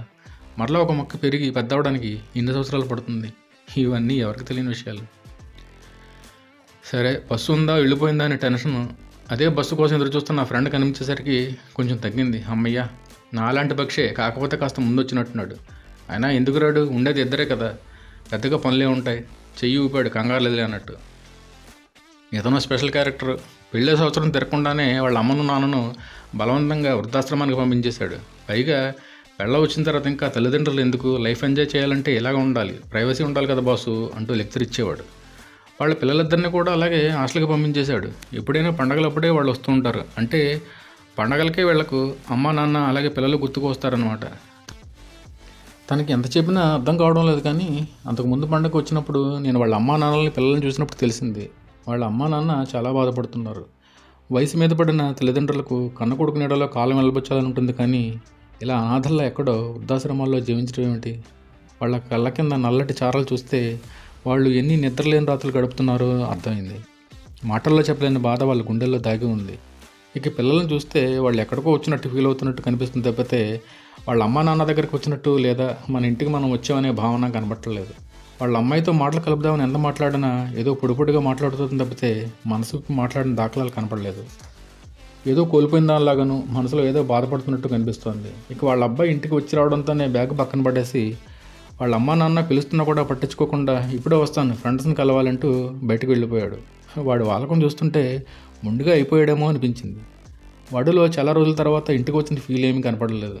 వీళ్ళ చదువులు ఎలా సాగుతున్నాయో తెలియదు, కానీ వీళ్ళు మాత్రం అమ్మా నాన్నల ప్రేమ, అలాగే బామ్మ తాతయ్యల గారాభం, బంధుమిత్రుల అనురాగాన్ని పూర్తిగా కూలిపోయి జీవిస్తున్నారు. స్వార్థపూరిత ఆలోచనలతో అవసరం ఉన్నా లేకపోయినా పిల్లలను దూరంగా పంపించేసి పైగా వాళ్ళ భవిష్యత్తు కోసం ఇలా చేస్తున్నామని చెప్పేవాళ్ళు, కన్నవాళ్ళని వృద్ధాశ్రమాలకు పంపించేవాళ్ళు ఈ విధమైన ధోరణికి స్వస్థ చెప్పాలి. ఈ మహానుభావుడు ఎప్పటికి మారుతాడో అని మనసులో అనుకుంటుండగా గుడ్ మార్నింగ్ బాస్ అంటూ విష్ చేశాడు. ఆయన నా మాటలు వినే మూడ్లో ఉన్నట్లేదు. అప్పుడే ఫోన్ రావడంతో సెల్లో ఎవరితోనో మాట్లాడుతున్నాడు. అవతల మాట్లాడే వాళ్ళ మాటలు కూడా బయటకు వినపడుతున్నాయి. నేను బాబు రంగారావు అని అమలాపురం నుంచి మాట్లాడుతున్నాను. మీ అమ్మా నాన్న ఎలా ఉన్నారు? ఇంట్లోనే ఉన్నావా? ఒకసారి మీ నాన్నకి ఫోన్ ఇస్తావేంటి? ఎవరు? గుర్తుపట్టు కూడా ఎవరో తెలియదున్నట్లు నటిస్తున్నట్టు ఆ ముఖం చూస్తే తెలుస్తోంది. మీ నాన్నగారికి మామయ్యని అవుతాను బాబు. మీ నాన్న నీకు నా పేరే పెట్టాడు అంటూ వివరిస్తున్నాడు. అయితే ఏం చేయమంటారు అన్నాడు చిరాగ్గా. అదే మీ అమ్మ నాన్న ఎలా ఉన్నారు? వీటి నుంచి సమాధానం లేదు. బాబు మాట్లాడేది రంగయ్యనా అనుమానంగా ప్రశ్నించాడు అవతలైన. మనవాడు సరిగ్గా మాట్లాడకపోయేసరికి. అవునండి రంగానే, ఏమిటో చెప్పండి అంటున్నాడు విసుక్కుంటూ. ఏమీ లేదు బాబు, నేను మా అమ్మాయి పని మీద తెలిసిన వాళ్ళ ఇంటికి వస్తున్నాము. మీ అడ్రస్ చెప్తే ఒకసారి మీ ఇంటికి వద్దామని. మీ అమ్మా నాన్నల్ని పిల్లల్ని చూసి చాలా రోజులైంది అంటూ ఇంకా అతను ఏదో చెప్తున్నాడు. ఇంతలో హలో హలో వినపడడం లేదు, ఏమిటి ఏమిటి అంటున్నారు అంటూ ఫోన్ కట్ చేయడం నేను చూశాను. వీడు కోప గుయ్యమనిపించాలనిపించింది. సభ్యత కాదేమో అని ఆలోచించాను, కానీ వాళ్ళ నాన్నగారికి మావయ్యని అంటున్నాడు. బాగా పెద్ద ఆయన అయి ఉంటాడు. బంధుత్వానికి కాకపోయినా కనీసం ఆయన వయసుకైనా గౌరవం ఇవ్వాలి కదా. వీడు మాట్లాడడం ధోరణికి మరలా ఆయన ఫోన్ చేస్తాడని నేను అనుకోను. ఎంతో దూరం నుంచి ఇక్కడికి వచ్చి ప్రేమతో అందరినీ కలవాలని ఆశపడుతున్న బంధువులతో మాట్లాడే తీరు ఇదేనా? ఆయన ఎంత బాధపడుతున్నాడో భగవంతుడా. ఈ మనుషులు ఎందుకు ఇలా ప్రవర్తిస్తున్నారు? ఈ రకమైన ప్రవర్తన వల్ల వీళ్ళు సాధించేది ఏమిటి? రేపు ఇతనికి ఎలాంటి అనుభవం ఎదురైతే అనుకుంటూ బరువెక్కిన మనసుతో బస్సులోకి అడుగుపెట్టాను. ఏమిటి ఈరోజు నన్ను ఎవరో పట్టించుకోవట్లేదు, అందరూ అంత బిజీగా ఉన్నారో ఏంటి అని వెనక్కి తిరిగి చూసేసరికి అందరూ మా ఫ్రెండ్ పవన్ చెప్పేది ఏదో సీరియస్గా ఉంటున్నారు. ఏమిటానే నేను కూడా వాళ్ళ వైపు వెళ్ళాను. రా రా రా, ఇప్పుడే మొదలైంది స్టోరీ విను అన్నాడు రాజు. ఏమి సినిమా? సినిమా కాదు బాబు, మన ఆఫీస్ వాళ్ళు ఆర్గనైజ్ చేసిన హెచ్ఆర్డీ ప్రోగ్రాంకి వెళ్ళాడు, దాని కథ. మంచిదే కదా, పర్సనాలిటీ డెవలప్మెంట్ క్లాసు అంటూ సీట్లో కూర్చున్నాను. అయినా ఇవన్నీ ఏమిటి? పవన్ మాటలు లీలగా వినపడుతున్నాయి. పవన్ మాటలు లీలగా వినపడుతున్నాయి. పుట్టింది మొదలు జీవితం అంతా ఎవరో ఒకళ్ళు నడిపిస్తున్నట్టుగా ఉంది.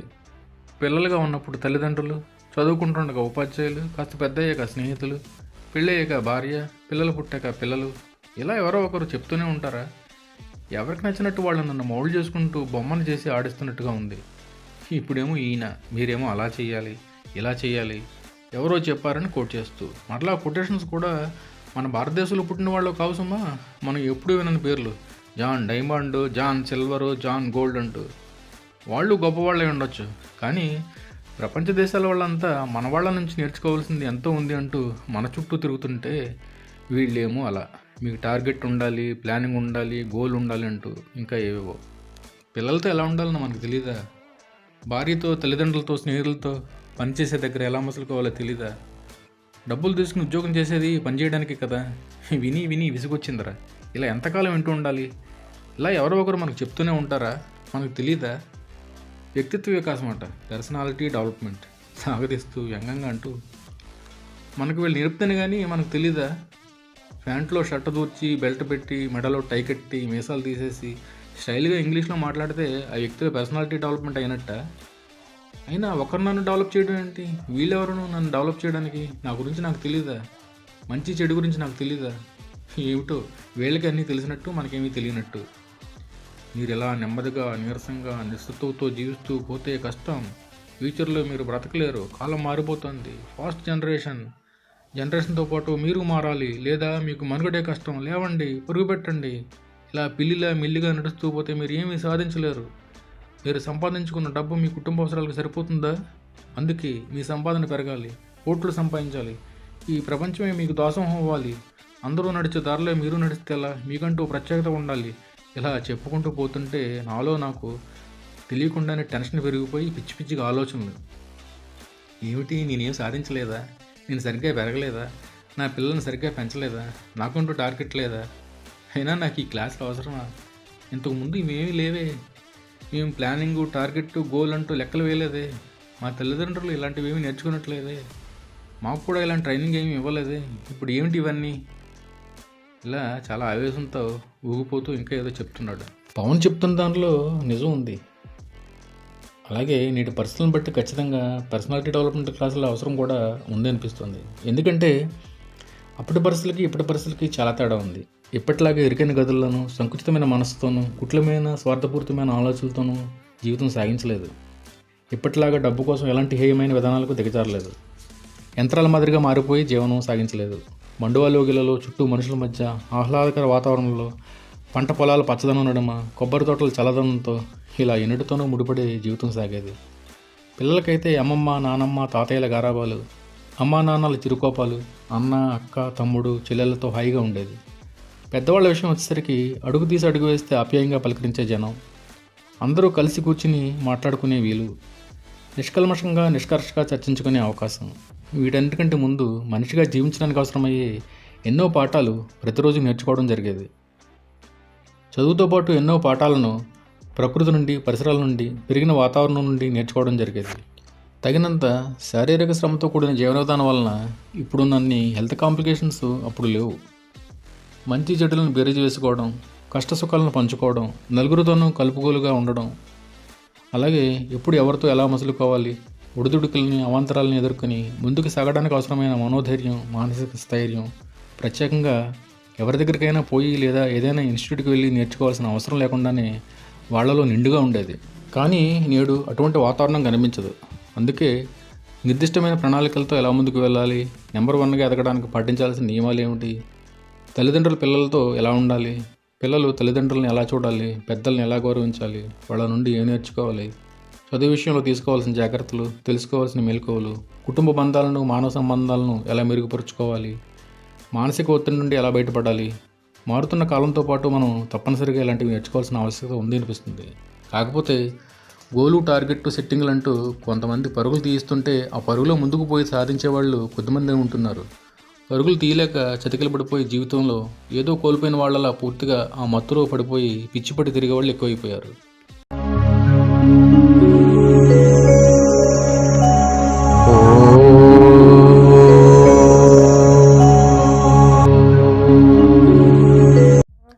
బస్సు పెద్ద శబ్దం చేస్తూ ఆగింది. ఏమిటని బస్సు విండోలని చూశాను. స్కూల్ పిల్లలు చాలామంది రోడ్డు క్రాస్ చేస్తున్నారు. వీళ్ళకి ఇదే టైం పాపం. ఆటలాడుకునేందుకు ప్లే గ్రౌండ్స్ పక్కన పెడితే రోడ్డు మీదనే స్కూల్స్, గాలి కూడా చొరబడిన అపార్ట్మెంట్లోనో ఏవో 2-3 ఫ్లోర్లోనో ఇరుగు గదుల్లోనో చదువులు. గవర్నమెంట్ స్కూల్స్ సంగతి మన వాళ్ళు మర్చిపోయి చాలా కాలం అయింది. పూర్తిగా కార్పొరేట్ స్కూల్స్ వైపు పరుగులు తీస్తుండటంతో వీళ్ళకి డిమాండ్ బాగా పెరిగిపోవడం, వేలకు వేలు ఫీజులు వసూలు చేయడం, దీంతో కోట్లు సంపాదిస్తున్నారు. ఆ స్కూల్స్లో చెప్పే చదువులు ఎంతవరకు ఉపయోగపడుతున్నాయో అనేది ప్రశ్నార్థకమే. ఇప్పుడు చదువులు, విద్యా వ్యవస్థ పాత రోజులతో పోలిస్తే చాలా భిన్నంగా కనిపిస్తుంది సుమా. ఉదయం స్కూల్కి పోయిన వాళ్ళు మధ్యాహ్నం వచ్చి కాసేపు టీవీ ముందు చతికిలు పడి మరలా ట్యూషన్లు అంటూ పరుగులు తీస్తారు. తల్లిదండ్రులతో కాసేపు మాట్లాడుకునే అవకాశం కూడా ఉండదు. తోటి స్నేహితులతో ఆటలు ఆడుకునే అవకాశం కానీ పరిస్థితులు కానీ ఉండవు. టైం అవుతుంది, బయలుదేరు అంటూ తల్లిదండ్రులు బయటకు నెట్టేస్తారు. కొన్ని స్కూల్స్లో అయితే మరో అడుగు ముందుకు వేసి ఉదయం నుండి రాత్రి వరకు అక్కడే కూర్చోబెట్టి బలవంత వృద్ధుడి కార్యక్రమం జరుగుతుంది. సెలవు రోజులని, ఆదివారాలని వీళ్ళకి ఏమీ ఉండవు. తప్పక కొన్ని ముఖ్యమైన పండుగలకి 3 లేక 4 రోజులు సెలవులు ఇచ్చి చేతులు దులిపేసుకుంటారు. పిల్లలు కూడా అలాగే అలవాటు పడిపోయి స్కూల్ లేకపోతే బోర్గా ఫీల్ అయ్యే పరిస్థితికి వచ్చేసారు. వీలైతే టీవీ, ఇంటర్నెట్ల ముందు గంటల తరబడి కూర్చుని కాలం గడిపేస్తారు. కానీ సెలవు రోజుల్లో ఇంట్లో అమ్మా నాన్నలతో ఉండడానికి కానీ, బయటికి వెళ్ళి స్నేహితులతో ఆడుకోవడానికి కానీ అడుగు ముందుకు వేరు. కొత్తగా ఆలోచించడం, ప్రకృతిని పరిశీలించడం, చదువుతో పాటు ఇతర అంశాలు మరియు ఇతర కళలు నేర్చుకోవడం, మన సంస్కృతి సాంప్రదాయాల గురించి తెలుసుకోవడం, వాటిలో పాలు పంచుకోవడం లాంటివి కొంచెం కూడా దృష్టి పెట్టరు. మరి కొంతమంది ఏదో కోల్పోయిన వాళ్ళలో ఆలోచిస్తూనో స్కూల్ పెట్టేస్తేనే బాగుండేదేమో అనుకుంటూ అతి కష్టం మీద సెలవులు గడిపేస్తుంటారు. ఎందుకంటే మొన్న దసరా సెలవులు స్వైన్ ఫ్లూ ఎక్కువగా ఉందని ఎక్స్టెండ్ చేసినప్పుడు మా ఫ్రెండ్ వాళ్ళ అమ్మాయి కనిపిస్తే, స్వీటీ మీకు సెలవులు ఎక్స్టెండ్ చేశారు కదా, హ్యాపీయా అని అడిగాను. దానికి మా అమ్మాయి నా ఆలోచనలు బ్రేక్ చేస్తూ నా పక్కనే కూర్చుని ఆయన సెల్ ఫోన్ మోగింది. డాడీ మీకు ఫోన్ వచ్చింది అంటున్నానా అంటూ. సెల్ ఫోన్ కాదు కానీ రకరకాల రింగ్ టోన్లతో ఎన్ని రకాల వేషాలు వేయాలో అన్ని రకాలు వేస్తున్నారు. మెల్లగా కళ్ళు తెరిచి చూశాను. బస్సులో అందరూ సెల్ ఫోన్లో మాట్లాడుకుంటూ చాలా బిజీగా ఉన్నారు. ఓహో, సెల్ ఫోన్లో తప్పితే మనుషులతో మాట్లాడటంలో ఉంది. ఇంతకు ముందు రోజుల్లో ఎవరైనా ఫోన్ చేయాలంటే ఎంతో దూరం వెళ్లాల్సి వచ్చేది. చాలా కొద్దిమంది ఇళ్లలో మాత్రమే ఫోన్ ఉండేది. ఎంతో అవసరమైతేనే కానీ ఫోన్ పని కూడా ఉండేది కాదు.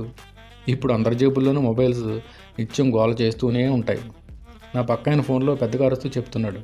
నేను చెప్పింది ఏమిటి, నువ్వు చేస్తున్నది ఏమిటి, లైన్లో ఉండు, కాన్ఫరెన్స్ కాల్ పెడతాను, మీ మమ్మీకి ఫోన్ చేస్తాను అంటూ పిచ్చి పిచ్చిగా ఏదో మాట్లాడుతూనే ఉన్నాడు. ఏ అడవులకో హిమాలయాలకో పోయి ముక్కు మూసుకుని తపస్సు చేసుకుందాం అనుకున్నా wear ever you go our network follows అంటూ మైక్రోవేవ్ సిగ్నల్స్ మనల్ని వెంటాడుతూనే ఉంటాయి. అలాంటి సెల్ ఫోన్ల వల్ల ఉపయోగాల మాట ఎలా ఉన్నా జరుగుతున్న అనర్థాలు ఎక్కువగా ఉన్నాయి. ఉదయం నుండి ఆలోచన సుడిగుండంలో చిక్కుకుంటున్న నాకు మనసు నుండా ఏవో ఆలోచనలు, ఒక రకమైన ఘర్షణ మొదలైంది. ఏమిటి వీళ్ళు ఇంట్లో మాట్లాడుకోరా ఏంటి, ఒకే ఇంట్లో ఉంటూ మాట్లాడుకోకుండా ఎలా బతికేస్తున్నారు? అయినా సెల్ ఫోన్ టెక్నాలజీ మనుషుల మధ్య మరింత దూరాన్ని పెంచుతోంది అనిపిస్తుంది. ఎందుకంటే ఎదురుగా కనిపించే మనుషులతో మాట్లాడరు, సెల్ ఫోన్లో మాత్రం సుళ్ళు కబుర్లు చెప్తారు. చాలామంది రోడ్ల మీద నడుస్తూనో, డ్రైవింగ్ చేస్తూనో వాళ్ళలో మాట్లాడుకుంటాం చూసి మొదట్లో అరేరే వీళ్ళకి ఏమైంది, అనుకున్నా. కానీ తర్వాత తెలిసింది వీళ్ళు సెల్ ఫోన్లో మాట్లాడుకుంటున్నారని. ఇంతలో నా పక్కనున్న ఆయన నా భుజం మీద గట్టిగా తట్టడంతో ఉలిక్కిపడి లేచాను. వాట్ బాస్, ఏదో ఆలోచనలో పడినట్టున్నావు అంటూ పెద్దగా నవ్వాడు. "ఆ, ఏమీ లేదు. ఈయన ఫోన్లో మాటలు అయిపోయినట్టున్నాయి." నన్ను పలకరించాడు. "చెప్పు బాస్" అన్నట్టు మొహం పెట్టాను. "ఏం లేదు బాస్, మన ఇంట్లో నలుగురికి 4 ఫోన్లు, ఒకే నెట్వర్క్, ఒకే గ్రూప్, ఫ్రీ బాస్. ఎంత మాట్లాడుకున్నా ఏం అవ్వదు. మేము ఇంట్లో కూడా అంతే, ఎవరి గదిలో వాళ్ళే ఉంటాం, ఫోన్లో మాట్లాడుకుంటాం, ఫ్రీ కదా." నాకు కోపం బాగా పెరిగిపోయి బ్రెయిన్ దొబ్బకుండా చూసుకో ముందు అని నోటి చివరిదాకా వచ్చి అతి కష్టం మీద ఆపుకున్నాను. మనుషుల మధ్య సంబంధాలు అంతంత మాత్రంగా ఉంటుంటే మధ్యలో వీడొకడు ఇంట్లో వాళ్ళే సెల్ ఫోన్లో తప్పితే మాట్లాడుకోరండి. నా పిచ్చి కానీ ఈ మనుషులో మార్పు వస్తుందా? ఈ మనుషుల మధ్య ఆప్యాయతల అనుబంధాలు ఎప్పటికి మెరుగుతాయి? ఇంతలో ఏవో పెద్దగా అరుపులు వినిపించాయి. ఏమిటని బస్సు విండోలను చూశాను. చాలామంది రోడ్డుకి ఇరుపక్కల నిల్చుని నిత్యావసర వస్తువుల ధరలు తగ్గించాలి అంటూ ధర్నా చేస్తున్నారు. వేసవకాలం కావడంతో బస్సు కిటికీలోంచి వేడికలు ఉక్కిరిబిక్కిరి చేస్తున్నాయి. ఊపిరి కూడా సలపనివ్వడం లేదు. బయట జనాల ధర్నా స్లోగన్తో వాతావరణం మరింత వేడెక్కింది. ఇంతకుముందు ఈ ప్రాంతం అంతా పచ్చని చెట్లతో కలకలాడుతూ ఉండేది. మండు వేసంలో సైతం చల్లగాలు వీస్తూ ఉండేవి. నేడు పచ్చదనం అంతా ఆవిరైపోయింది. పారిశ్రామికీకరణ పేరుతో బీడు భూములు వదిలేసి సంవత్సరం అంతా పంటలు పండే భూముల్ని ప్రైవేటు వ్యక్తులకు దారదత్తం చేయడం వల్ల నిరుద్యోగులకి ఎంప్లాయ్మెంట్ ఆపర్చునిటీస్ సంగతి పక్కన పెడితే రోజంతా ఫ్యాక్టరీలు విడిచే పొగలో విషవాయువుల వల్ల గాలి, కెమికల్స్ వల్ల నేల పూర్తిగా కలుషితమైపోయాయి. ఇప్పటికే పట్టణాలన్నీ కాంక్రీట్ జంగిల్గా మారిపోయాయి. ఎస్ఈజెడ్ల పేరుతో అదే పరిస్థితి నేడు పల్లెలు కూడా దాపరిస్తోంది. ఒక పక్క ప్రపంచంలోని పర్యావరణవేత్తలంతా వాతావరణ సమతుల్యం కోసం చెట్లు పెంచాలంటూ గోల పెడుతుంటే తిండి గింజలు, ఆహార ధాన్యాలు, పళ్ళు, కాయగూరలు పండించేందుకు భూమి కరువయ్యే పరిస్థితి నేడు గోచరిస్తోంది. ఒక పక్క జనాభా పెరిగిపోతుంటుంటే మరో పక్క ఉత్పత్తి తగ్గిపోయి ధరలన్నీ విపరీతంగా పెరిగిపోతున్నాయి. భూములన్నింటినీ రియల్ ఎస్టేట్ వ్యాపారంగాను, ఇండస్ట్రియల్ ఎస్టేట్స్గాను మార్చివేస్తున్నారు. అడవుల్ని, కొండల్ని, హిమాలయాలని సైతం వాటాలుగా వేసుకోవడానికి కూడా వెనకాడని దుస్థితి నేడు కనిపిస్తుంది. పేద రైతులు పొట్టలు కొట్టి వాళ్ళని బికారులుగా రోడ్డుపైకి ఈడుస్తున్నారు. మధ్యతరగతి మనుషుల జీవితాలు ప్రశ్నార్థకంగా మారిపోయాయి. 2 పంటలకు నీరు పుష్కలంగా ఉండే పంట భూములన్నింటినీ ఇండస్ట్రియల్ జోన్స్గా మార్చేసి ప్రాజెక్ట్స్ కట్టి నీళ్ళు లేని భూములకు కూడా నీళ్ళు అందిస్తామని చెప్పడం హాస్యాస్పదంగా అనిపిస్తుంది. స్వాతంత్ర్యం వచ్చి ఈ నీళ్ళైనా మనల్ని మనమే పాలించుకుంటున్నా కనీసం స్వచ్ఛమైన మంచినీళ్ళు కూడా దొరికిన ప్రాంతాలు ఎన్నో. కొన్ని ప్రాంతాల్లో నీళ్ళు దొరికిన ఆ నీళ్లలో అనారోగ్యకారకాలైన బ్యాక్టీరియా, వైరస్, ఇంకా ఏవో కెమికల్ కంటెంట్స్ ఉంటున్నాయి. అవి ప్రజలను మరింత అనారోగ్యానికి గురిచేస్తున్నాయి. మరో విచిత్రకరమైన విషయం ఏంటంటే తనుతీర కడుపు నిండుగా త్రాగడానికి మంచినీళ్ళు అయితే దొరకవు, కానీ సాఫ్ట్ డ్రింక్స్ నచ్చిన బ్రాండ్స్ అలాంటి మారుమూల ప్రాంతాల్లోనే దొరుకుతాయి. మరి వీళ్ళ బాటిలింగ్ యూనిట్స్కి మంచినీళ్ళు ఎక్కడి నుంచి వస్తున్నాయి? ఈ సాఫ్ట్ డ్రింక్స్లో ఏవో కలుస్తున్నాయి, తాగొద్దు, ఆరోగ్యానికి మంచిది కాదు, ఇతర అభివృద్ధి చెందిన దేశాల వాళ్ళు ఇప్పటికే వీటిని బ్యాన్ చేశారు, మనం కూడా మేల్కొనాల్సి ఉంది అని చాలామంది నిపుణులు వారిస్తున్నా ప్రజలు తాగకుండా ఉండరు. ఇలాంటి వాటిపై ప్రభుత్వం నియంత్రణగా ఉండదు. అవి దాహాన్ని తీర్చవు, మరింత పెంచుతాయని వైద్యులు ఎంత మొత్తుకుంటున్నా ఈ సాఫ్ట్ డ్రింక్స్కి ప్రత్యామ్నాయంగా ఫ్రూట్ జ్యూసెస్ దొరుకుతున్నా అందరూ వాటికే ఆకర్షితులవుతున్నారు తప్పితే ఆలోచించడం లేదు. నాలో నేనే వెర్రిగా నవ్వుకున్నాను. ఇంతలో మా కొలి కృష్ణ, "ఏం బాబు, బస్సు దిగే ఉద్దేశం లేదా?" అంటూ వెటకారంగా అనడంతో ఉలిక్కుపడి కంగారుగా బస్సు దిగి నడుచుకుంటూ ఆఫీసులో అడుగుపెట్టాను. సంతకం పెట్టి అలా కూర్చుంటుండగానే కరెంటు పోయింది. తిరుగుతున్న ఫ్యాన్ కీచుమంటూ ఆగిపోయింది. ఒకటే ఉక్కపోత, ఒళ్ళంతా చెమటలు. మీరెవరూ పని చేయనక్కర్లేదు, ఆఫీస్కి వచ్చి రెస్ట్ తీసుకుంటున్నట్టు ఉదయం 9 గంటలకి పవర్ కట్ పెట్టినట్టుంది చూస్తుంటే. ఇదే మంచి సమయమున్ మించినన్ దొరకదు అన్నట్టు కొంతమంది వచ్చినట్లే వచ్చి తలపక్కకు చెదిరిపోతే కొంతమంది అంత ఉక్కపోతా చెమటలో కూడా వాళ్ళ సీట్లను గురిపెట్టడం మొదలుపెట్టారు. కొంతమంది తమ రోజు తెచ్చుకునే 2-3 రకాల పేపర్లు ముందేసుకుని చాలా తీరుబడిగా చదువుకుంటున్నారు. ఒక ఆయన అయితే తను ఎప్పుడు తెచ్చుకుని ఇంగ్లీష్ బుక్ చదవడం మొదలుపెట్టాడు. కొంతమంది ప్రతిరోజు ఏదో ఒక ఇంగ్లీష్ నవలో లేక ఇంగ్లీష్లో రాసిన ఇంగ్లీష్ బుక్ను కూడా తెచ్చుకుంటూ ఉంటారు. తెలుగులో రాసిన పుస్తకాలు కానీ ఇతర రచనలు కానీ వీళ్ళకి పడవు, కనపడవు కూడా. ఇంగ్లీషులో రాసినవే రచనలా, లేకపోతే ఇంగ్లీష్ వాళ్ళు రాసినవే రచనలా? ఏమో నాకు ఎంతకీ అర్థం కాదు. పైగా వీళ్ళు ఎవరైనా ఇన్ఫర్మేషన్కి వచ్చినప్పుడు తెలుగులో అడిగిన వాళ్ళకంటే సాధారణంగా కనిపించే వాళ్ళకంటే ఇన్సర్ట్ చేసి కొంచెం స్టైల్గా ఉండి ఇంగ్లీష్లో 4 ముక్కలు మాట్లాడితే చాలు పాదాక్రాంతం అయిపోతారు.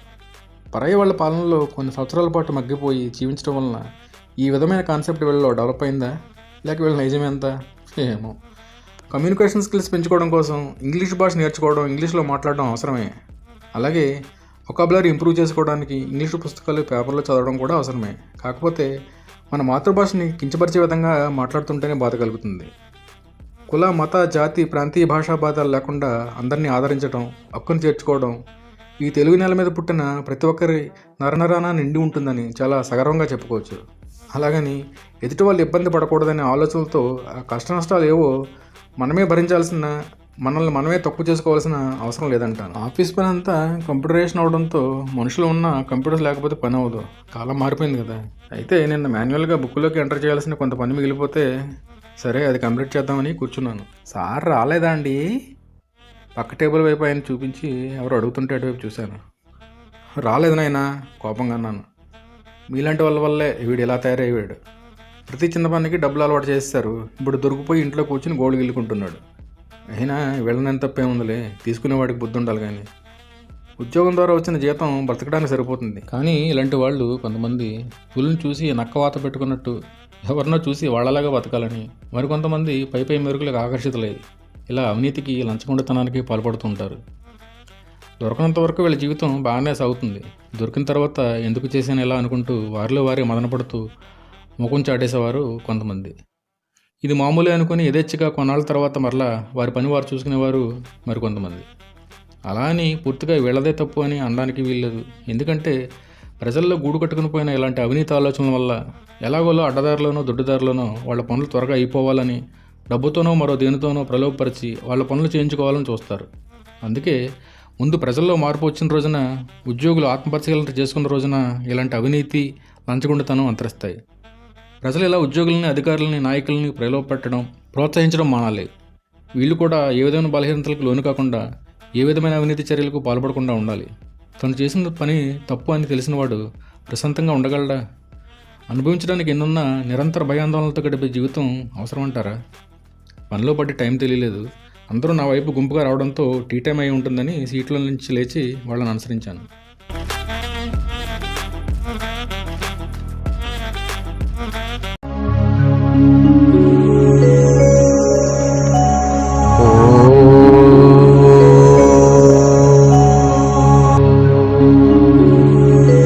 అందరి మధ్యలో శ్రీనివాస్ కొత్త డ్రెస్సులు మర్చిపోతున్నాడు. ఏదో స్పెషల్లా ఉంది. ఏమిటి సంగతి అన్నాను. అవును, ఈరోజు నా బర్త్డే 45 క్రాస్ చేశాను. అలాగా అంటూ బర్త్డే విషెస్ చెప్పాను. ఈరోజు శ్రీనివాస్ పార్టీ ఇస్తున్నాడు, పదండి పదండి అంటూ అందరూ రెస్టారెంట్ వైపు అడుగులు వేస్తున్నారు. ఎవరికి నచ్చిన టాపిక్ వాళ్ళు మాట్లాడుకుంటూ మెల్లగా నడుస్తున్నారు. నాకెందుకో ఈరోజు శ్రీనివాస్ని చూస్తుంటే 45 ఏళ్ళకే 60 ఏళ్ళ వాళ్ళ మాటల్లో వైరాగ్యం, చూపులో నైరాశ్యం కనిపించాయి. అదే విషయం రాముని అడిగాను. ఆయన అంతేరా బాబు, మన దగ్గరే నటిస్తుంటాడు, లోపల చాలా మదన పడుతూ ఉంటాడు. అయినా ఈరోజు అలా ఉండడానికి కారణం వాళ్ళ అబ్బాయి, అమ్మాయి ఫోన్ చేసి బర్త్డే విషెస్ చెప్పలేదంట. ఏమిటి ఇద్దరు తెక్కబులు చెప్పేసుకుంటున్నారు, ముందు స్వీట్ తీసుకోండి అంటూ శ్రీనివాస్ పిలిచాడు. అందరూ స్వీట్లు తిన్నాం. నేను మిగతా ఫ్రెండ్స్ టీ తాగేసి ఎవరి సీట్లకు వెళ్ళి వాళ్ళు కూర్చున్నాం.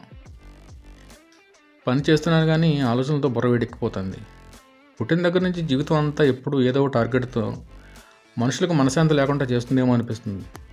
చదువుతున్నంతకాలం మంచి మార్కులతో కోరుకున్న డిగ్రీ ఒక టార్గెట్. డిగ్రీ చేతికి వచ్చిన తర్వాత మంచి ఉద్యోగం టార్గెట్. ఉద్యోగం చేస్తుండగా దానిలో పై స్థాయి ప్రమోషన్ ఒక టార్గెట్. పెళ్ళి ఒక టార్గెట్. ఒకరు లేక ఇద్దరు పిల్లలు ఒక టార్గెట్.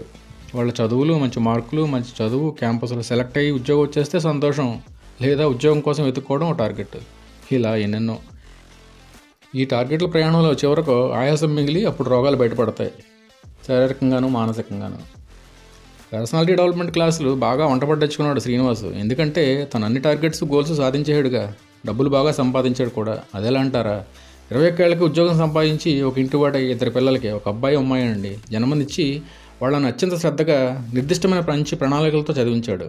అమ్మాయి పెళ్ళి అమెరికా వెళ్ళిపోతే అబ్బాయి సాఫ్ట్వేర్ ఇంజనీర్గా లండన్లో స్థిరపడ్డాడు. అందుకే శ్రీనివాస్ జీవిత లక్ష్యాన్ని సాధించేశాడు. అంతే కదా జీవితం, ఇంకేమైనా మిగిలి ఉన్నాయా? అప్పుడే అసలు కథ మొదలైంది. అత్యంత సుందరంగా విశాలంగా కట్టుకున్న డూప్లెక్స్ ఇంట్లో ఈయన భార్య, ఏవో ఊహలతో ఆశలతో కట్టుకున్న 6 గదులు, పెద్ద డైనింగ్ హాలు, కిచెను, పోర్టుకో, బాల్కనీ. కాకపోతే ఉండేది వీళ్ళిద్దరే. గదులైతే చాలా ఉన్నాయి, మనుషులే ఉండరు. హాల్ అయితే చాలా పెద్దది, కానీ వీళ్ళిద్దరే. 10 మందికి పైగా కూర్చుని భోజనం చేసే వీలున్న డైనింగ్ టేబుల్, కానీ ఉండేది వీళ్ళిద్దరే, నాకు నువ్వు నీకు నేనులా. జీవితం ప్రశ్నార్థంగా మారి మాట్లాడడానికి మనుషులు కరువై, బాధలను కానీ మంచి చెడులను కానీ పంచుకోవడానికి మనసులు కరువై, ఎప్పుడో వాళ్ళు గుర్తొచ్చినప్పుడు చేసే ఫోన్ కోసం ఎదురు చూస్తూ ఉండిపోవడం తప్పితే చేయగలిగేది కనపడదు. విజయాన్ని సాధించిన వాళ్ళు అనుకున్న టార్గెట్స్ లేదా గోల్ రీచ్ అయిన వాళ్ళలో కూడా ఇదే అసంతృప్తి, అసహనం. కావాల్సిన దానికన్నా పదింతలు సంపాదించిన వాళ్ళు అనుకున్న గమ్యం చేరుకుని అందరిలో ఉంటున్న, అందరితో సహవాసం చేస్తున్న ఒంటరితనం ఫీల్ అవుతూ ఎడారి జీవితం సాగిస్తున్నారు. శ్రీనివాస్ ఒకసారి మనసు ఆపుకోలేక కొడుకుని కోడల్ని మనవాళ్ళని చూడాలని పెంచి ఫోన్లో చెప్తే వెంటనే కొరియర్లో ఫ్లైట్ టికెట్లు ఇంటి తలుపు తట్టాయి. చాలా ఆనందంగా బయలుదేరిన దంపతులకు ముక్కు తెలియని ఒక కారు డ్రైవరు ఈయన పేరుతో ఉన్న ప్లే కార్డుతో ఎయిర్పోర్ట్లో కనిపించాడు. ఏదో వచ్చిరాని ఇంగ్లీష్లో మాట్లాడి మొత్తానికి అబ్బాయి పంపించిన కారణం తెలుసుకుని ఇద్దరు కారులో సర్దుకున్నారు. ఇంటికి వెళ్ళి చూస్తే ఇంట్లో వీళ్ళిద్దరూ లేరు. సరికదా ఇంగ్లీష్లో వెల్కమ్ సార్, వెల్కమ్ మేడం అంటూ పనివాడు లోనికి ఆహ్వానించాడు. రాత్రికి ఎప్పుడు కోడలు వచ్చి హాయ్ అంటూ పలకరించి, రేపు మీ ఇద్దరిని ఇక్కడ ఇంపార్టెంట్ ప్లేసెస్ చూపించడానికి ఒక ఆయన వస్తాడు, తీసుకువెళ్తాడు, బీ రెడీ అంటూ ఆర్డర్ వేసింది. అబ్బాయి ఏడమ్మా, పిల్లలు ఎక్కడా అంటే, ఆయన మార్నింగ్ వస్తాడు, పిల్లలు పనివాడితో ఇది ఇంగ్లీష్లో మాట్లాడి వాళ్ళు ఎవరో ఫ్రెండ్ ఇంటికి వెళ్ళారట, వచ్చేస్తారు, మీరు పడుకోండి, మళ్ళీ పొద్దున్నే లేవాలిగా, గుడ్ నైట్ అంటూ వెళ్ళిపోయింది. ఇక్కడ ఒకరి ముఖాలు ఒకరు చూసుకుంటూ మంచం మీద ఒరిగారు. మనసులో ఇప్పుడు ఇండియా వెళ్ళిపోదామా అని అనుకుంటూ. లంచ్ తెచ్చుకున్నావా, క్యాంటీన్కి వస్తావా గట్టిగా అరిచాడు. ఆలోచనలో పడి ఎంతకీ మాట్లాడిపోయేసరికి ఉలిక్కిపడి తెచ్చుకోలేదు, వస్తాను అంటూ మా ఫ్రెండ్ వెనక నడిచాను.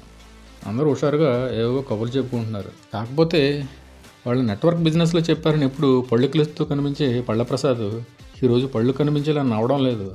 అదే అనుమానంతో కృష్ణని, పళ్ళప్రసాద్ ఏంట్రా ఈరోజు అదోలా ఉన్నాడు అన్నాను. ఏమి అనకరా బాబు, పాపం వాడి పరిస్థితి ఏం బాగోలేదన్నాడు. ఏమైంది? వాళ్ళిద్దరు పిల్లల గురించి బాధపడుతున్నాడు. వాళ్ళ అమ్మాయికి ఈ మధ్యనే పెళ్లి సంబంధం కుదిరింది. అప్పుడు అందరి దగ్గర కట్నం వద్దని ఇప్పుడేమో ఎంతో కొంత కట్నం కావాలంటూ డిమాండ్ చేస్తున్నారు.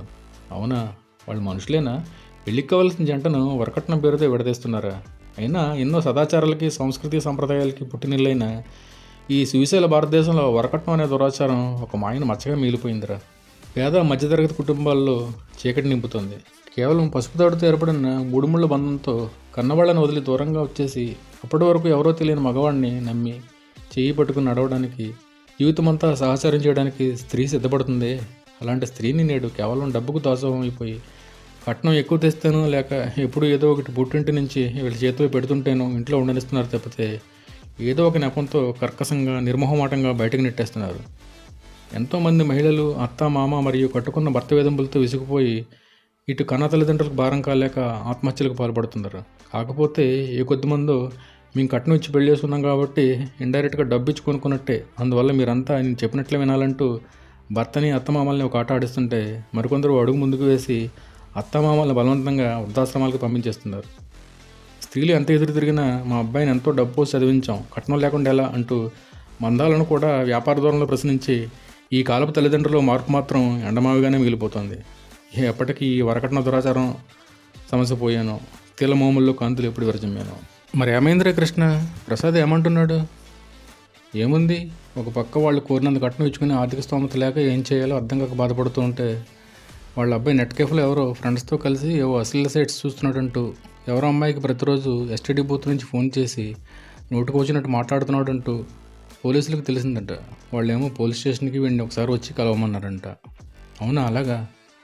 అయినా ఇంటర్నెట్ కేఫ్ సెంటర్లు విద్యార్థుల మరియు యువత బలహీనతను ఆసరాగా తీసుకుని వ్యాపారం చేసుకుంటున్నాయి సుమా.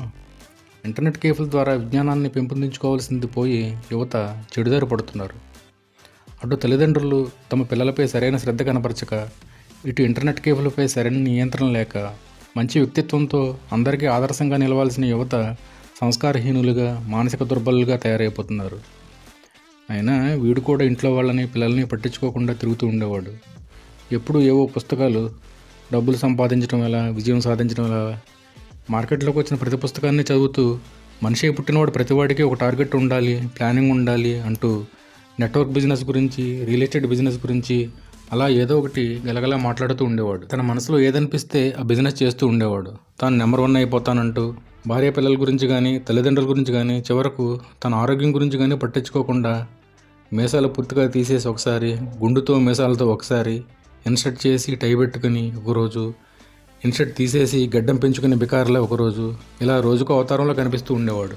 ఈ మధ్యనే మార్కెట్లోకి వచ్చిన ఒక పుస్తకాన్ని ఒకటికి 10 సార్లు చదివి బాగా వంట పట్టించుకుని ఈసారి ఎలాగైనా సరే విజయం సాధించి తీరుతానంటూ ఛాలెంజ్ చేసి ఆ పుస్తకంలో ఉన్న విధంగా లక్ష్యాలు నిర్దేశించుకుని ప్రణాళికలు వేసుకుని ఏవేవో ప్రయత్నాలు ఎన్నో ప్రయాసాలకు వచ్చి చివరకు మొదటి మెట్టు దగ్గరే చతికిలు పడిపోయాడు. మొన్ననే వాళ్ళ ఇంటికి వెళ్ళాను. వీడేమో అక్కడ మీటింగు ఇక్కడ మీటింగ్ అంటూ ఊర్లు పట్టి తిరుగుతున్నాడు. ఇంటి దగ్గర పరిస్థితి ఏమిటో ఒకసారి తెలుసుకుందామని. పిల్లలిద్దరూ వాళ్ళ అమ్మ పిలుస్తున్న ఎంతకీ పలకకుండా టీవీ ముందు కూర్చుని మ్యూజిక్ ఛానల్ చూసుకుంటూ ఒకరు, కంప్యూటర్లో ఇంటర్నెట్ బ్రౌజింగ్ చేసుకుంటూ మరొకరు అతుక్కునిపోయి ఉన్నారు. వాళ్ళకి తల్లిదండ్రులు అంటే గౌరవం, భయం, భక్తి లాంటివి ఏమీ ఉన్నట్లు నాకు కనపడలేదు. నాకు అప్పుడే ఎందుకో వాళ్ళ ప్రవర్తన మీద అనుమానం వచ్చింది సుమా. ఇంట్లో విషయాలు ఏమీ పట్టించుకోవడం లేదంటూ ఆమె ఏకరువు పట్టింది. ఎప్పుడు ఎక్కడికి వెళ్తారో ఎక్కడి నుంచి వస్తుంటారో కూడా తెలియని అయోమయ పరిస్థితిలో ఆమె ఉంది. భార్యాభర్తల మధ్య అవగాహన కూడా అంతంత మాత్రమే ఉన్నట్టు నాకు అనిపించింది. తను, తన భార్య, ఇద్దరి పిల్లలతో సంతోషంగా జీవించడానికి సరిపడా జీతం వచ్చే ఉద్యోగంలో ఉన్నాడు. అయినా ఇంకా ఏదో ఆరాటం. నేను నెంబర్ 1 అయ్యానా లేదా, కోట్లు సంపాదించానా లేదా, అందరూ నాకు వంగి సలాం కొడుతున్నారా లేదా, నేను విమానంలో తిరుగుతున్నానా లేదా, ఇలాంటి ఆలోచనలకు బ్రేక్ వేసి మనిషిగా బ్రతకడం నేర్చుకోవాల్సింది పోయి గాలిలో మేడలు కట్టి ఈరోజు ఈ పరిస్థితి తెచ్చుకున్నాడు. ఇంటి విషయాల మీద, పిల్లల ప్రవర్తన మీద దృష్టి పెట్టి ఉంటే ఈరోజు ఇలాంటి పరిస్థితి వచ్చి ఉండేది కాదు.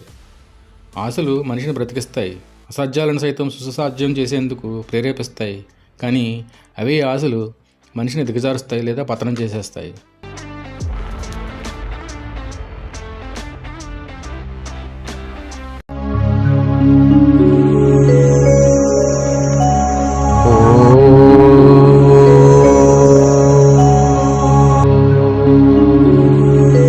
అందరూ లంచ్ పూర్తి చేసుకుని అలా పాన్ షాప్ వైపు నడుచుకుంటూ వెళ్ళాం.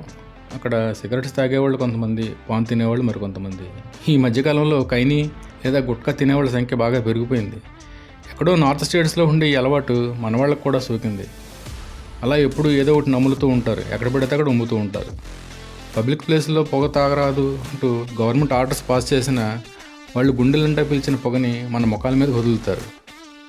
కొన్ని విషయాలు చూస్తున్నా వింటున్నా విచిత్రంగా ఉంటాయి సుమా. కాకపోతే అవి మనకి ఎప్పటికీ అర్థం కావు. Smoking is injurious to health అని సిగరెట్ బాక్స్ మీద ప్రింట్ చేసేసి వాళ్ళు వ్యాపారం చేసేసుకోవచ్చు. మద్యపానం అనారోగ్యకరం అంటూ ప్రకటనలు ఇస్తూ వ్యాపారం చేసుకోవచ్చు. ఇంట్లోనో గవర్నమెంట్ లైసెన్స్ ఇచ్చిన బార్లను కూర్చుని త్రాగవచ్చు. తాగి రోడ్డు మీద కనిపించకూడదు.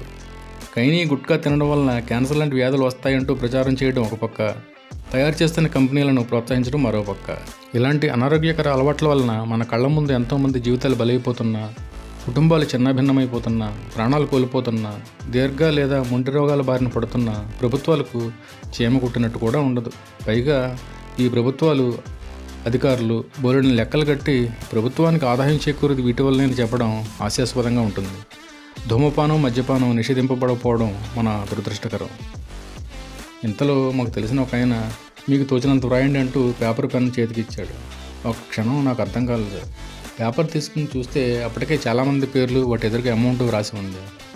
ఓహో, డొనేషన్ కలెక్ట్ చేస్తున్నావా? ఎవరికి? ఎవరికైనా ఏమని చెప్పమంటావు? మా ఇంటి దగ్గర ఫ్రెండ్ ఒక ఆయన ఉన్నాడు. పేరుకి అగ్రకులం. డొనేషన్స్ కట్టి పిల్లల్ని చదివించలేని బేదతనం. వాళ్ళ అబ్బాయిని చూసి మనసుకి బాధ కలిగింది. చదువుకోవాలని ఉన్న చదువుకొనడం అలాంటి మధ్యతరగతి కుటుంబాలకు కష్టం. మంచి ర్యాంకు వచ్చిన ర్యాంక్ రాని వాళ్ళకు రిజర్వేషన్ సదుపాయం కల్పించడంతో ఇటువంటి వాళ్లకు డొనేషన్ లేకుండా సీటు దొరకడం కష్టం. అందుకే నేను ఎంతో కొంత అమౌంట్ ఇద్దామనుకున్నాను. అలాగే మన ఫ్రెండ్స్ కూడా ఎవరైనా ఇస్తే అంటూ ఆగాడు. ఇలాంటి సమస్య ఇతను ఒక్కడిదే కాదు. ఈ దేశంలో ఇలాంటి ఆర్థిక సమస్యలతో బాధపడే వాళ్ళ సంఖ్య చాలా ఉంది. నిజమే, పేరుకి అగ్రవర్ణం, ఇంట్లో చూస్తే మధ్యతరగతి బ్రతుకు లేదా బేదతనం. ఆనాటి రాజకీయ నాయకుల నిస్వార్థంతో కూడిన ఆలోచనలతో అందరికీ మంచి జరగాలనే ఆశయంతో మన దేశానికి స్వాతంత్రం వచ్చిన తర్వాత నెలకొని ఉన్న సామాజిక పరిస్థితులను దృష్టిలో పెట్టుకుని బాగా వెనకబడి ఉన్న వారిని ముందుకు తీసుకురావడానికి, వాళ్ళ సామాజిక స్థితిగతులను మెరుగుపరచడానికి, తద్వారా దేశాన్ని అభివృద్ధి పదంలో నడిపించవచ్చని కొన్నాళ్ల పాటు విద్య, ఉద్యోగ మరియు అనేక ఇతర విషయాల్లో రిజర్వేషన్ కల్పించడం, రాయితీలు, ఆర్థిక సహాయం అందివ్వడానికి ప్రత్యేక ప్యాకేజీలు కల్పించారు. ఈ రకమైన విధానాలు మొదలుపెట్టి ఏళ్ళు దశాబ్దాలు గడిచిపోతున్న వాళ్ళ రాజకీయ, ఆర్థిక, సామాజిక స్థితిగతులు మెరుగుపడిన నేటి రాజకీయ నాయకులు కొందరు కేవలం అధికార దాహంతో, స్వార్థంతో కూడిన ఆలోచనలతో, ఇంకా ఏవేవో రాజకీయ ప్రయోజనాలను దృష్టిలో పెట్టుకుని ప్రజల జీవితాలతో ఆటలాడుకుంటున్నారు. రాజకీయాలకి మాయన మచ్చ తెచ్చిపెడుతున్నారు. ఎప్పటికీ వీళ్ళ అధికార దాహం తీరేను, ఎప్పటికీ పేదల మధ్యతరగతి కుటుంబాలు వెలుగు వచ్చాను. అర్థం కాని దయనీయమైన పరిస్థితి. ఇంతలో అప్పటి వరకు సరదాగా మాట్లాడుతున్న కృష్ణ సడన్గా మూడు మార్చేసరికి, నీకేమైందిరా బాబు, జీవితంలో ఏదో కోల్పోయిన వాళ్ళ ఫీలింగ్స్ నువ్వు అన్నాను. పక్కనే ఉన్న వినోద్, ఏమీ లేదు, వాళ్ళ పింకీకి జ్వరం అట, వాళ్ళ ఆవిడ ఫోన్ చేసింది ఇప్పుడే. ఏమండి మన పింకీకి జ్వరం తగ్గలేదండి అంటూ. పింకీయా? వాళ్ళ అమ్మాయి పేరు పింకీ కాదే? చంపుతున్నావురా బాబు, ఏమైంది ఈరోజు నీకు? పింకీ అంటే వాళ్ళ పెంచుకునే కుక్క పిల్లరా అంటూ అరిచాడు విసిగ్గా నా ప్రశ్నలకు చిరాకు వచ్చి. నాకు కోపం ఆగలేదు. 2 రోజుల క్రితం కన్న కూతురు 102 జ్వరంతో వణికిపోతుంటే పట్టించుకోకుండా కనీసం హాస్పిటల్ కూడా తీసుకెళ్లకుండా వచ్చేసిన ఈయన ఒక తండ్రి. ఆ కుక్క పిల్లని, ఆ పింకీని చంకలో పెట్టుకుని షికార్లు కొడుతూ పిల్లల్ని పట్టించుకొని ఆమె ఒక తల్లి. వీళ్ళిద్దరిని ఏమనాలో నాకు అర్థం కావడం లేదు. జంతువులను ప్రేమించండి, పెంచండి, కానీ ఇదేం దారుణం. చుట్టూ ఉన్నవాళ్ళు, ఇంట్లో ఉన్నవాళ్ళు బాగోగులు పట్టించుకోవడం మానేసి వేల రూపాయలు డబ్బులు పోసి కుక్కల్ని, ఇతర జంతువుల్ని, పక్షుల్ని కొని సమయాన్ని, డబ్బుని వాటికి వెచ్చిస్తూ అనురాగాన్ని, ప్రేమ, ఆప్యాయత, ఆత్మీయతలను పంచాల్సిన పిల్లల్ని దూరంగా పెట్టి ఈ విధంగా ప్రవర్తించడం ఎంతవరకు కరెక్టు? కొని వీళ్ళకు జంతువుల మీద ప్రేమ అంటే అది కాదు. వీధి కుక్క కనిపిస్తే నడుము మీద అడ్డంగా పెట్టి కర్రతో మోదుతారు, పక్షుల్ని, ఇతర జంతువుల్ని కాల్చుకొని తింటారు. పైగా ఇలాంటి వాళ్ళు కొందరు ఎదురుగా ఉన్నవాడు కళ్ళ ముందు కాలి బూడిదైపోతున్నా పట్టించుకోరు. ఎక్కడో ఉన్న అమితాబ్ బచ్చన్కి ఏం అవ్వకూడదని ప్రార్థనలు చేసేస్తుంటారు. ఇసుమంతైన మానవత్వం లేకుండా ప్రవర్తిస్తారు. అభిమానం అంటూ ముసుగు తొడుక్కుంటారు. కట్టుకోవడానికి బట్టలు లేక, నిలువ నీడ లేక, అమ్మ అయ్యా ఆకలిగా ఉంది పట్టెడన్నం పెట్టండి అని అడిగిన వాళ్ళని కసురుకుంటారు. పట్టెడన్నం మాట అటుంచి పైసా కూడా వదల్చరు. కానీ వీళ్ళు చేస్తున్న పాపాలకు పరిహారంగా దేవాలయాలకి కట్టల కొద్ది డబ్బుని, కేజీల కొద్ది వెండి బంగారాన్ని సమర్పించుకుంటారు. ఉదయం సాయంత్రం దీపారాధనలు చేస్తూ, అష్టోత్తరాలు, శతనామాలు చదివేస్తూ, యజ్ఞాలు, హోమాలు చేసేస్తూ మానవ సేవయే మాధవ సేవ అంటూ లెక్చర్లు దంచుతారు. పని పాటలు లేకుండా ఊరి మీద బలాదూరు తిరుగుతూ వాళ్ళకి వాళ్ళే స్వామీజలమని, గురీజలమని పేర్లు తగిలించుకునే వారికి పాదాక్రాంతం అయిపోయి వాళ్ళ సర్వస్వాన్ని ధరపోసేస్తుంటారు. కుటుంబ సభ్యుల బాగోగులు తప్ప ప్రపంచం ఏమైపోయినా పట్టించుకోలేని వాళ్ళు కొందరైతే, ఇంట్లో వాళ్ళు ఏమైపోయినా పర్వాలేదు, సొసైటీ అంటూ, సోషల్ సర్వీస్ అంటూ ఊరి మీద పడి తిరిగేవాళ్ళు మరికొందరు. ఒకే ఇంట్లో ఉంటూ ఒకరితో ఒకరికి సత్సంబంధాలు ఉండవు. వీధిలోకి వచ్చి మానవ సంబంధాల గురించి ఊదరగొడుతూ సమాజ శ్రేయస్సు కోసం ప్రాణత్యాగానికైనా సిద్ధం అంటూ ఫోజు పెడుతుంటారు. పిల్లల్ని, పెద్దవాళ్ళని చిత్రహింసలు గురి చేస్తూ ఇంటిని నరకంగా మార్చేసి స్వర్గం ఎక్కడో బయట ఉందని వెతుక్కుంటుంటారు. ఇలాంటి వాళ్ళని ఏమనాలి? బీపీ అలా అలా అలా పెరిగిపోతుంది. ఈరోజు నాకు ఎందుకు ఎవరో నచ్చడం లేదు, ఎవరి మాటలు రుచించడం లేదు. ఇంతలో నా ఫోన్ కూడా రావడంతో ఎక్కడ పెట్టానో గుర్తులేక జేబులన్నీ వెతకడం మొదలుపెట్టాను. నీకు ఉంది సెల్ ఫోన్ అంటూ గుర్తు చేయడానికి నాకు అప్పుడప్పుడు బిజినెస్ కాల్స్ వస్తుంటాయండోయ్. బిజినెస్ అంటే నేనేదో వ్యాపారం చేసుకున్నాను అనుకున్నారు. అలాంటిది ఏమీ లేదు. సెల్ ఫోన్ నెట్వర్క్ని ఒక వ్యాపార సాధనంగా వాడుకుని కొంతమంది వ్యాపారస్తులు వారి ప్రచారం కోసం ఇలాంటివన్నీ చేసేస్తుంటారు. సాధారణంగా ఇలాంటి కాల్స్ అన్నీ ఆఫీస్ టైం అయిపోయి కంగారుగా బయలుదేరుతున్నప్పుడు, ఏదైనా పనాడావాళ్ళలో ఉన్నప్పుడు, డ్రైవింగ్ చేస్తున్నప్పుడు వస్తూ ఉంటాయి. పాపం మనం ఏ పరిస్థితిలో ఉన్నామో వాళ్ళకి తెలియదు కదండి. వీటిలో కొన్ని కాల్స్ మనకి సమరమాచర్యాలు గుర్చేస్తుంటాయి. ఫ్రీగా మీ పేరుని ఇన్సూరెన్స్ పాలసీ చేసేసాం సార్, వచ్చి బాండ్ తీసుకెళ్ళిపోండి, టాక్ తీస్తే మీ పేరు వచ్చింది, మీరు ఫలానా చోటుకి రండి, మీకు లోన్ శాంక్షన్ చేసేసాం, వచ్చి తీసుకెళ్ళిపోండి. ఇలా కాశీ మజిలీ కథల్లాగా చెప్పుకుంటూ పోతే కోకొల్లలు. ఇక సెల్ ఫోన్ కస్టమర్ కేర్ వాళ్ళు అయితే రోజులో లెక్కలేని సార్లు నేరుగాను రికార్డెడ్ వాయిస్తోని వేధిస్తూ ఇవి సరిపోవన్నట్లు మెసేజ్లు పంపిస్తుంటారు. వీడికి ఎవరు ఫోన్ చేయర్రా అని ఎవరు అనుకోకుండా వీళ్ళు అప్పుడప్పుడు బాగానే ఫోన్ చేస్తున్నారనిపిస్తుంది. కానీ ఈ హింస భరించడమే కష్టంగా ఉంటుంది. ఇది కూడా అలాంటి కాల్ అయి ఉంటుందని, అయినా నాకెవరు చేస్తారని అనుకుంటుండగా మరలా మోగింది. ఎవరా అని అనుకుంటూ మాట్లాడుతుంటుంటే అటునుంచి మా అపార్ట్మెంట్లోనే కృష్ణారావు గారి భార్య వసుంధర గారు మాట్లాడుతున్నారు. గొంతులో కంగారు, భయం ధ్వనించింది. చెప్పండి అమ్మా అన్నాను. బాబు అంటూ చెప్పడం మొదలుపెట్టింది. ఆయనకి సడన్గా సీరియస్ చేస్తే హాస్పిటల్కి తీసుకుని వచ్చిందంట. అపార్ట్మెంట్లో అందరికీ చెప్పినా ఎవరూ పట్టించుకోలేదట. తను నారాయణమ్మ ఉన్నారట. భయంగా ఉంది, ఒకసారి రాగలవంటూ ఫోన్ సారాంశం.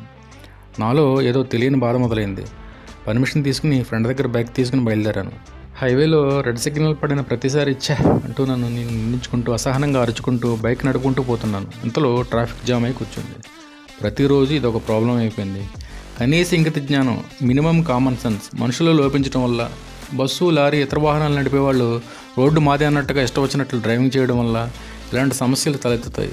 ఆటోలను గురించి అయితే ఇక చెప్పనే అక్కర్లేదు. మిలుకలు తిప్పుకుంటూ ట్రాఫిక్ జామ్ అయినప్పుడు చిన్న చిన్న ఖాళీ ప్లేసులకు దూరిపోతూ ఉంటారు.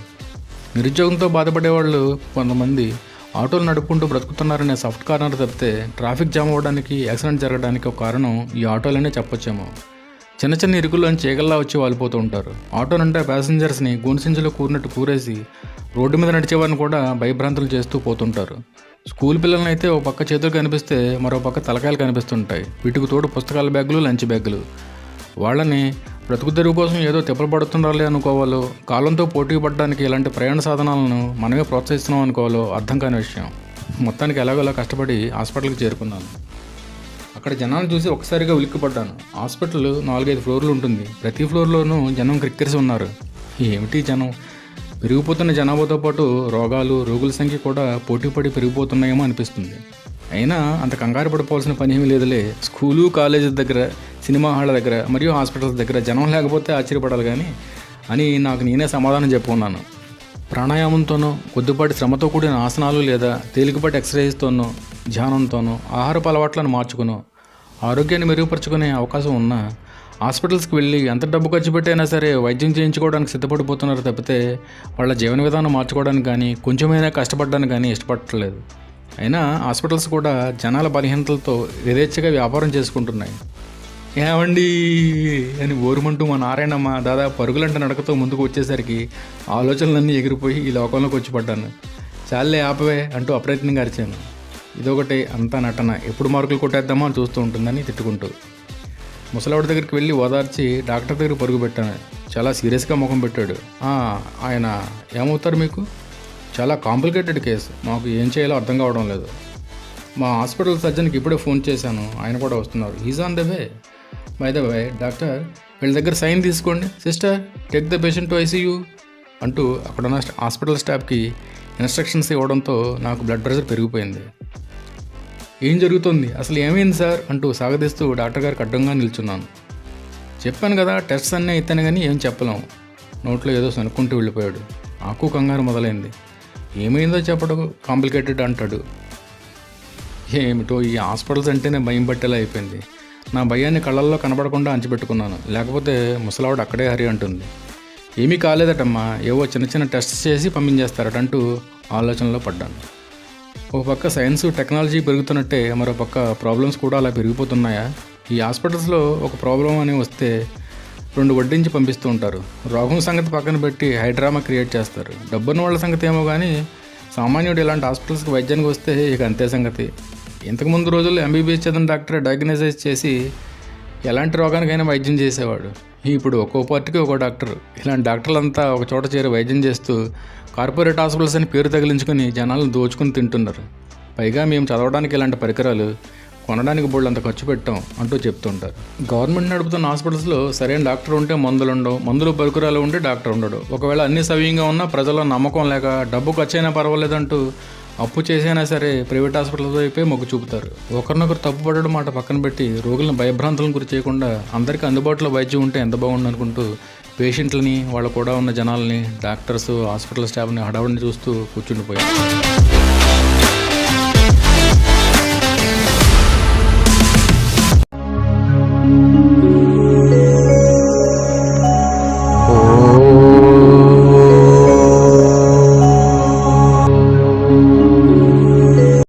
హలో, ఏమయ్యో నిన్నే ఎవరో పిలుస్తున్నట్టు అనిపించి వెనక్కి తిరిగాను.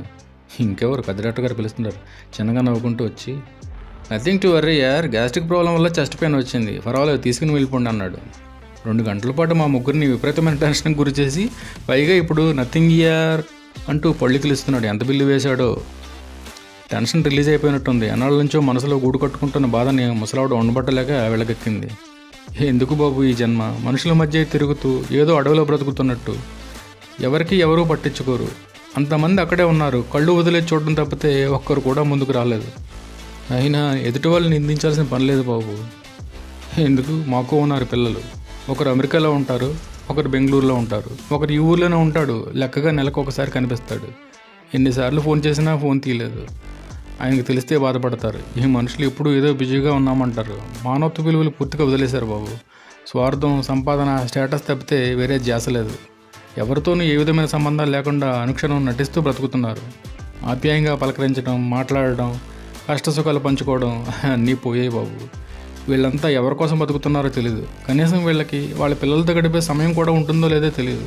ఎప్పుడైనా మనసు బాగోక మనవాళ్ళని దగ్గరికి తీసుకుని ముద్దాడి కాసేపు వాళ్ళతో ఆట ఆడుకుందామంటే వాళ్ళు వాళ్ళ అమ్మా నాన్నల కంటే చాలా బిజీగా ఉంటారు. ఇప్పుడు కాదు తర్వాత మాట్లాడదామంటారు. మాకు బోలెడంత పని ఉంది, హోంవర్క్ చేసుకోవాలి, లేదా ఫోన్లో ఫ్రెండ్స్తో మాట్లాడుకోవాలంటూ దూరంగా వెళ్ళిపోతారు. ఇది బాబు మా పరిస్థితి, ఎవరికూ చెప్పుకోలేని దుస్థితి అంటూ ఎకరు పెడుతుండగా బాబాయ్ గారికి కూడా నీరసం తగ్గినట్టుంది. ఆయన కూడా మొదలుపెట్టారు మనసులో బాధని. మా తల్లిదండ్రులు మమ్మల్ని కంటికి రెప్పలా చూసుకుంటూ ఎంతో ప్రేమగా పెద్ద చేశారు. మేము వాళ్ళని అలాగే చూసుకున్నాం. చదువు కంటే ముందుగా మానవత్వ విలువల గురించి, సమాజం, సంఘ జీవనం, నలుగురికి సాయపడటం, కష్టసుఖాల్లో పాలు పంచుకోవడం, అవసరాలకు ఆదుకోవడం. ఎందుకు వీళ్ళకి మేము ఎంత చెప్పినా, ఎన్ని నేర్పినా, ఎంత బాగా పెంచినా ఉపయోగం లేకుండా పోయింది. వీళ్ళ వేగానికి మేము అందుకోలేక చతికిలు పడిపోయాం బాబు. ఇలా ఒంటరిగా ఒకరికొకరు కాలం వెళ్ళబుచ్చుతున్నాం. నువ్వు కూడా అంతేనా ఏంటి? నీ భార్య పిల్లలతో ఎలా ఉంటావు? మీ అమ్మా నాన్నల్ని ఎలా చూసుకుంటున్నావు? ఇక్కడే ఉన్నారా? వీళ్ళెందుకు మా మొగుడు పిల్లల మధ్య అని మళ్ళీ ఊరి పంపించేసావా? మాట్లాడవేం అంటూ గదమాయించారు. వీళ్ళ మనసులో బాధ, మాటల్లోని ఆవేదన అర్థమైంది. వీళ్ళ జీవితం చూసి మనం నేర్చుకోవాల్సింది చాలా ఉంది.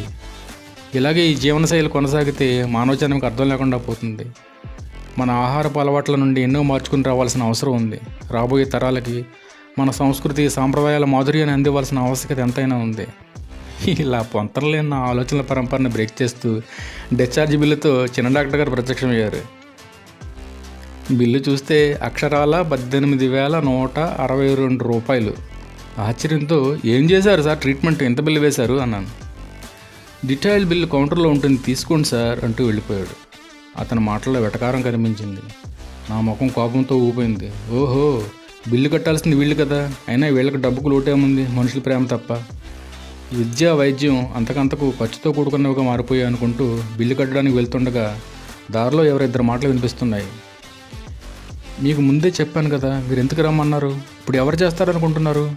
ముందు నాకు చెప్పాలి కదా. లేదు, నీకు చెప్పాను కదా రాజీ, మా అమ్మ నాన్న వస్తున్నారు అంటున్నారు, ఒంట్లో బాగోలేదట అని. ఏదో ఒక మాట అనేసి తీసుకుని వచ్చేయడమేనా? వీళ్ళేమో అక్కడ హాస్పిటల్లో కూర్చొని తింటుంటారు, నేను చేసి పెడుతూ ఉండాలా? నా వల్ల కాదు, ఏం చేసుకుంటావో చేసుకో, నేను మా పుట్టింటికి వెళ్ళిపోతున్నాను అంటూ ఏకాశంలో దిగిపోయింది. అది కాదు అని అతను చెప్తుండగా, నో, నువ్వు నాకు ఇంకేం చెప్పకు, నువ్వు నా ఇంటికి కూడా రావద్దు, ఇక్కడే హాస్పిటల్కి మీ అమ్మా నాన్నలతో ఉండిపో అంటూ ఇంకా ఏదో అంటూ ఆమె మెట్లు దిగుతూ సీరియస్గా వెళ్ళిపోతుంటే ఆ వెనకని అతను బ్రతిమలాడుతూ వెళ్తున్నాడు. కన్నవాళ్ల కష్టసుఖాలు, మంచి చెడులు చూడడానికి భార్యాభర్తలు ఒకరికొకరు పర్మిషన్ తీసుకోవాలా? నీ వాళ్ళు నా వాళ్ళంటూ వేరు చేసి మాట్లాడే స్థాయికి మనుషుల మధ్య సంబంధాలు దిగజారిపోయాయా? ఏమిటి లోకం, ఏం జరుగుతుంది?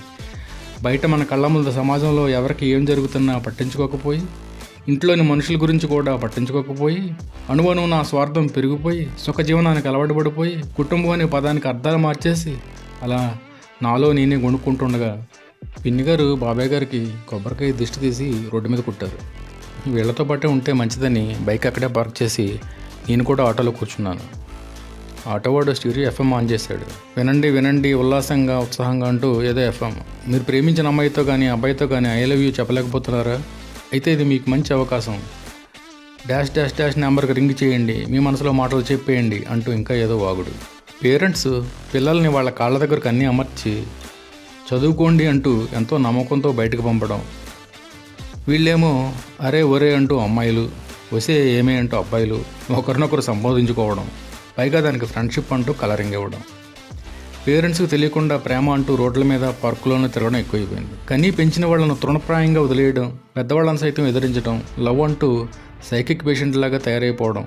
మరికొంతమంది శృతి మించి ఆడపిల్లల్ని వేధించుకు తిని, మరికొంతమంది ప్రేమ అంటూ వాళ్ళ ప్రాణాలు తీసుకోవడానికి, ఎదుటి వాళ్ళ ప్రాణాలు తీయడానికి కూడా వెనకాడని పరిస్థితి దాపరిస్తుంటుంటే, మధ్యలో ఈ రేడియోల్లో, టీవీల్లో ప్రేమ తప్పు కాదు, పెళ్లికి ముందు ఎవరికి ఇష్టం వచ్చినట్లు వాళ్ళు తిరగొచ్చు అంటూ అడ్డమైన వాళ్ళని ఇంటర్వ్యూ చేసి స్టేట్మెంట్స్ ఇప్పించడం, ప్రేమ తప్ప వేరే సబ్జెక్ట్ లేనట్టు అలాంటి సినిమాలే రావడంతో నేటి విద్యార్థులకు 10th పూర్తవకుండానే ప్రేమ పాఠాలు మొదలెట్టేస్తున్నారు.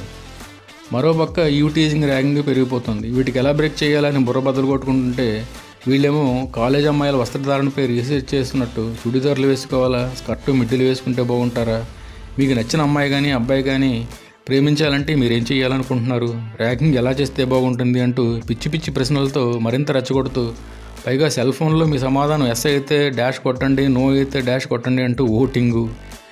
ఇలా ఆలోచనలతో బుర్ర వేడెక్కిపోతుంటుంటే సడన్గా ఆటోవాడు బ్రేక్ వేశాడు. ఏమైందని బయటకు చూశాను. ఏదో రాజకీయ పార్టీ నాయకుడి వల్లే ఉంది. ఉత్సవ విగ్రహంలా ఊరెగుతూ వస్తుంటే ఆయన వెనకే బోలెడంతమంది జనం. తరాలకు సరిపడా డబ్బులు సంపాదించేసిన కొంతమంది. వీళ్ళు ధనవంతులని అందరికీ తెలియాలని లేదా అందరూ గుర్తించాలని రూల్ ఏమీ లేదు కదా. అందుకే వీళ్ళని ఎవరూ పట్టించుకోవడం లేదనే ఆలోచన వలన ఏమో మేము ప్రజలకు సేవ చేస్తామంటూ కీర్తికాంక్షతోనూ ప్రజల చుట్టుపక్కల వాళ్ళ మెచ్చుకోలు కోసం ఇలా రాజకీయ నాయకుడి అవతారాలు, సంఘ సేవకుల అవతారాలు ఎత్తి ప్రజల మధ్యలోకి వచ్చి మరింత దోచుకుంటున్నారు. ఇలాంటి వాళ్ళ వల్ల ఒరికేది ఏమీ లేకపోయినా ఈ అమాయక ప్రజలు జెండాలు మోస్తూ జేజేలు పలుకుతూ ఇలా నాయకుల వెనక తిరుగుతారు. వీళ్ళు తిరుగుతారు అనే కంటే వీళ్ళ బలహీనతలను అడ్డం పెట్టుకుని వీళ్ళ చుట్టూ తిప్పుకుంటున్నారు అనొచ్చు. అయినా ఏ నాయకుడి జెండా వాడే పట్టుకుని తిరిగి రోజుస్తే ఎంత బాగుండును. ఓట్ల కోసం నోట్లతోనూ ఎన్నో రకాల ఫీట్లతోనూ గాలం వేసి ఎలాగోలా అధికారం చేజిక్కించుకోవాలని పడే తపన ప్రజల బాగోగులపై కొంచెం కూడా పెట్టరు. ట్యాక్సులు, ఇతర ఛార్జెస్తో లెక్కలేనంత డబ్బు ప్రజల నుండి వసూలు చేసి పైగా వీళ్ళ జేబులోంచి తీసి ప్రజలకు ఏదో ఖర్చు పెడుతున్నట్టు పోజు పెడుతుంటారు. బ్రిటిష్ దొరల సంవత్సరాలు ఏలుబడి వలన ప్రజల్లో గూడు కట్టుకుని పోయిన బానిసత్వపు ఆలోచనల వలన వీళ్ళేదో మనకు త్యాగం చేసి పెట్టేస్తున్నారనో, సేవలు చేసేస్తున్నారనో అమాయకత్వం వలనో ఈ రాజకీయ నాయకుల అడుగులకు మడుగులు ఒత్తడం ఇంకా అలా సాగుతూనే ఉంది. తల వంచుకుని జీవించడం మానేసి తలెత్తుకుని జీవించడం నేడు ప్రజానీకం అలవాటు చేసుకోవాలి. అన్నిటికీ సబ్సిడీలు అంటూ కొందరు, అన్నీ ఉచితం అంటూ మరికొందరు వరాల జల్లులు కురిపిస్తూ రాష్ట్ర, దేశ ఆర్థిక వ్యవస్థని దివాలా తీయడానికి కూడా వెనుకాడని ఏ రోజున ఏ పార్టీ కొడుకు కింద ఉంటారో తెలియని ఇలాంటి రాజకీయ నాయకులకు బుద్ధి చెప్పే రోజు రావాలి. వాళ్ళ స్వార్థ రాజకీయాల కోసం ప్రజల్లో కుల, మత, వర్గ ద్వేషాలు రగిల్చే నాయకులకు గుణపాఠం చెప్పాలి. ప్రజలంతా ఒకే దాటిపై నిలిచి ఎటువంటి ప్రలోభాలకు లొంగకుండా నిస్వార్థ రాజకీయాలకు నాంది పలకాలి. రాజకీయాలను వ్యాపారాలుగా మార్చిన ప్రజల జీవితాలతో ఆటలాడుకుని ఇలాంటి దుష్ట సంప్రదాయాలకు తిలోదకాలు ఇవ్వాలి. యువత రాజకీయాల్లోకి రావాలి. రాజకీయాలను లాభసాటి వ్యాపారాలుగా మార్చి పబ్బం గడుపుకుంటున్న వారసత్వ రాజకీయాలకు స్వస్తి చెప్పాలి. ఇలా ఆలోచనలతోనే ఆవేశం తప్పితే చేతలతో చూపించే ఆవేశం కనబడడం లేదు. వయసు 40 దాటేసింది కదా, ఈ మధ్య ఇదొకటి. మళ్ళీ సడన్ బ్రేక్తో ఆటో ఆగింది. ఇప్పుడేమైంది నాయనా, మమ్మల్ని ఇక్కడే తిప్పి తిప్పి తీసుకెళ్లేటట్టున్నావు, అసలు ఈయనకి బాగోలేదు అంటూ కసురుతూ మాట్లాడుతుండగా ఆటో డ్రైవర్ సీరియస్గా నా వైపు చూస్తూ వార్నింగ్ ఇస్తున్నట్టు మాట్లాడాడు. ఏం చేయమంటారు, సినిమా చూడడం కోసం జనం క్యూ కట్టినట్టున్నారు, రోడ్డు మీదకి వచ్చేశారు, పోలీసులు కూడా ఉన్నారు, లాఠీ చార్జ్ అవుతుంది, ఏదో తనలో తానే చెప్పుకుంటూ పోతున్నాడు. వీళ్ళొకరు సినిమాలు పెంచి, ఆ సినిమాల్లో నటించే హీరోయిన్లు పెంచి సినిమాని ఎంటర్టైన్మెంట్గా తీసుకోవడం మానేసి ఫ్యాన్స్ అంటూ విషజ్వరంలో ఒకరి నుండి ఒకరికి పోకపోయింది. తెర మీద నటించే ఈ మహానుభావులంతా రియల్ హీరోలు అయితే మన జీవితాలు ఎలా ఎందుకు ఏడుస్తాయి? ఈ జనం ఎప్పుడు మారుతారో. పైగా ఈ హీరోలు, హీరోయిన్లు అనబడే ఈ నటీనటుల్ని టీవీలో వాళ్ళు ఏదో పెద్ద మహానుభావుల్లా ఇంటర్వ్యూ చేసి టెలికాస్ట్ చేస్తూ ఉంటారు. వీళ్ళు నటించిన సినిమాలను పెద్ద కళాఖండాలుగా భూతద్దంలో పెట్టి చూపిస్తుంటారు. వీళ్ళకేమో తెలుగు మాట్లాడడమే చేత కాదు, దానికి తోడు ప్రజలకు మెసేజ్లు ఇస్తుంటారు. ఏదో ఒక సినిమాలో నటించేసి ఏవో వండర్ సాధించిన వాళ్ళలాగా, జీవితాన్ని కాసి వడబోసిన వాళ్ళలాగా కబుర్లు చెప్తుంటారు. వీళ్ళని ఇంటర్వ్యూ చేసే వీళ్ళనే చూస్తున్నా, వాళ్ళ మాటలు వింటున్నా అప్రయత్నంగా 2-3 పదాలు నోట్లోనే సెన్సార్ అవడంలో ఆశ్చర్యమేమీ లేదు. ఈ వెండితెర సినిమాల వల్ల, బుల్లితెర సీరియల్స్ వల్ల మిగతా కళలన్నీ మరుగున పడిపోతున్నాయంటే అతిశయోక్తి కాదేమో. కొన్ని కళలైతే పూర్తిగా తెరమరుగైపోయాయి. విద్య, వైద్యం, రాజకీయం మరియు వినోదం ఎప్పుడైతే లాభసాటి వ్యాపారాలుగా మారిపోయాయో కొంతమంది స్వార్థపరులు ప్రజల బలహీనతలతో ఆటలాడుకుంటున్నారు.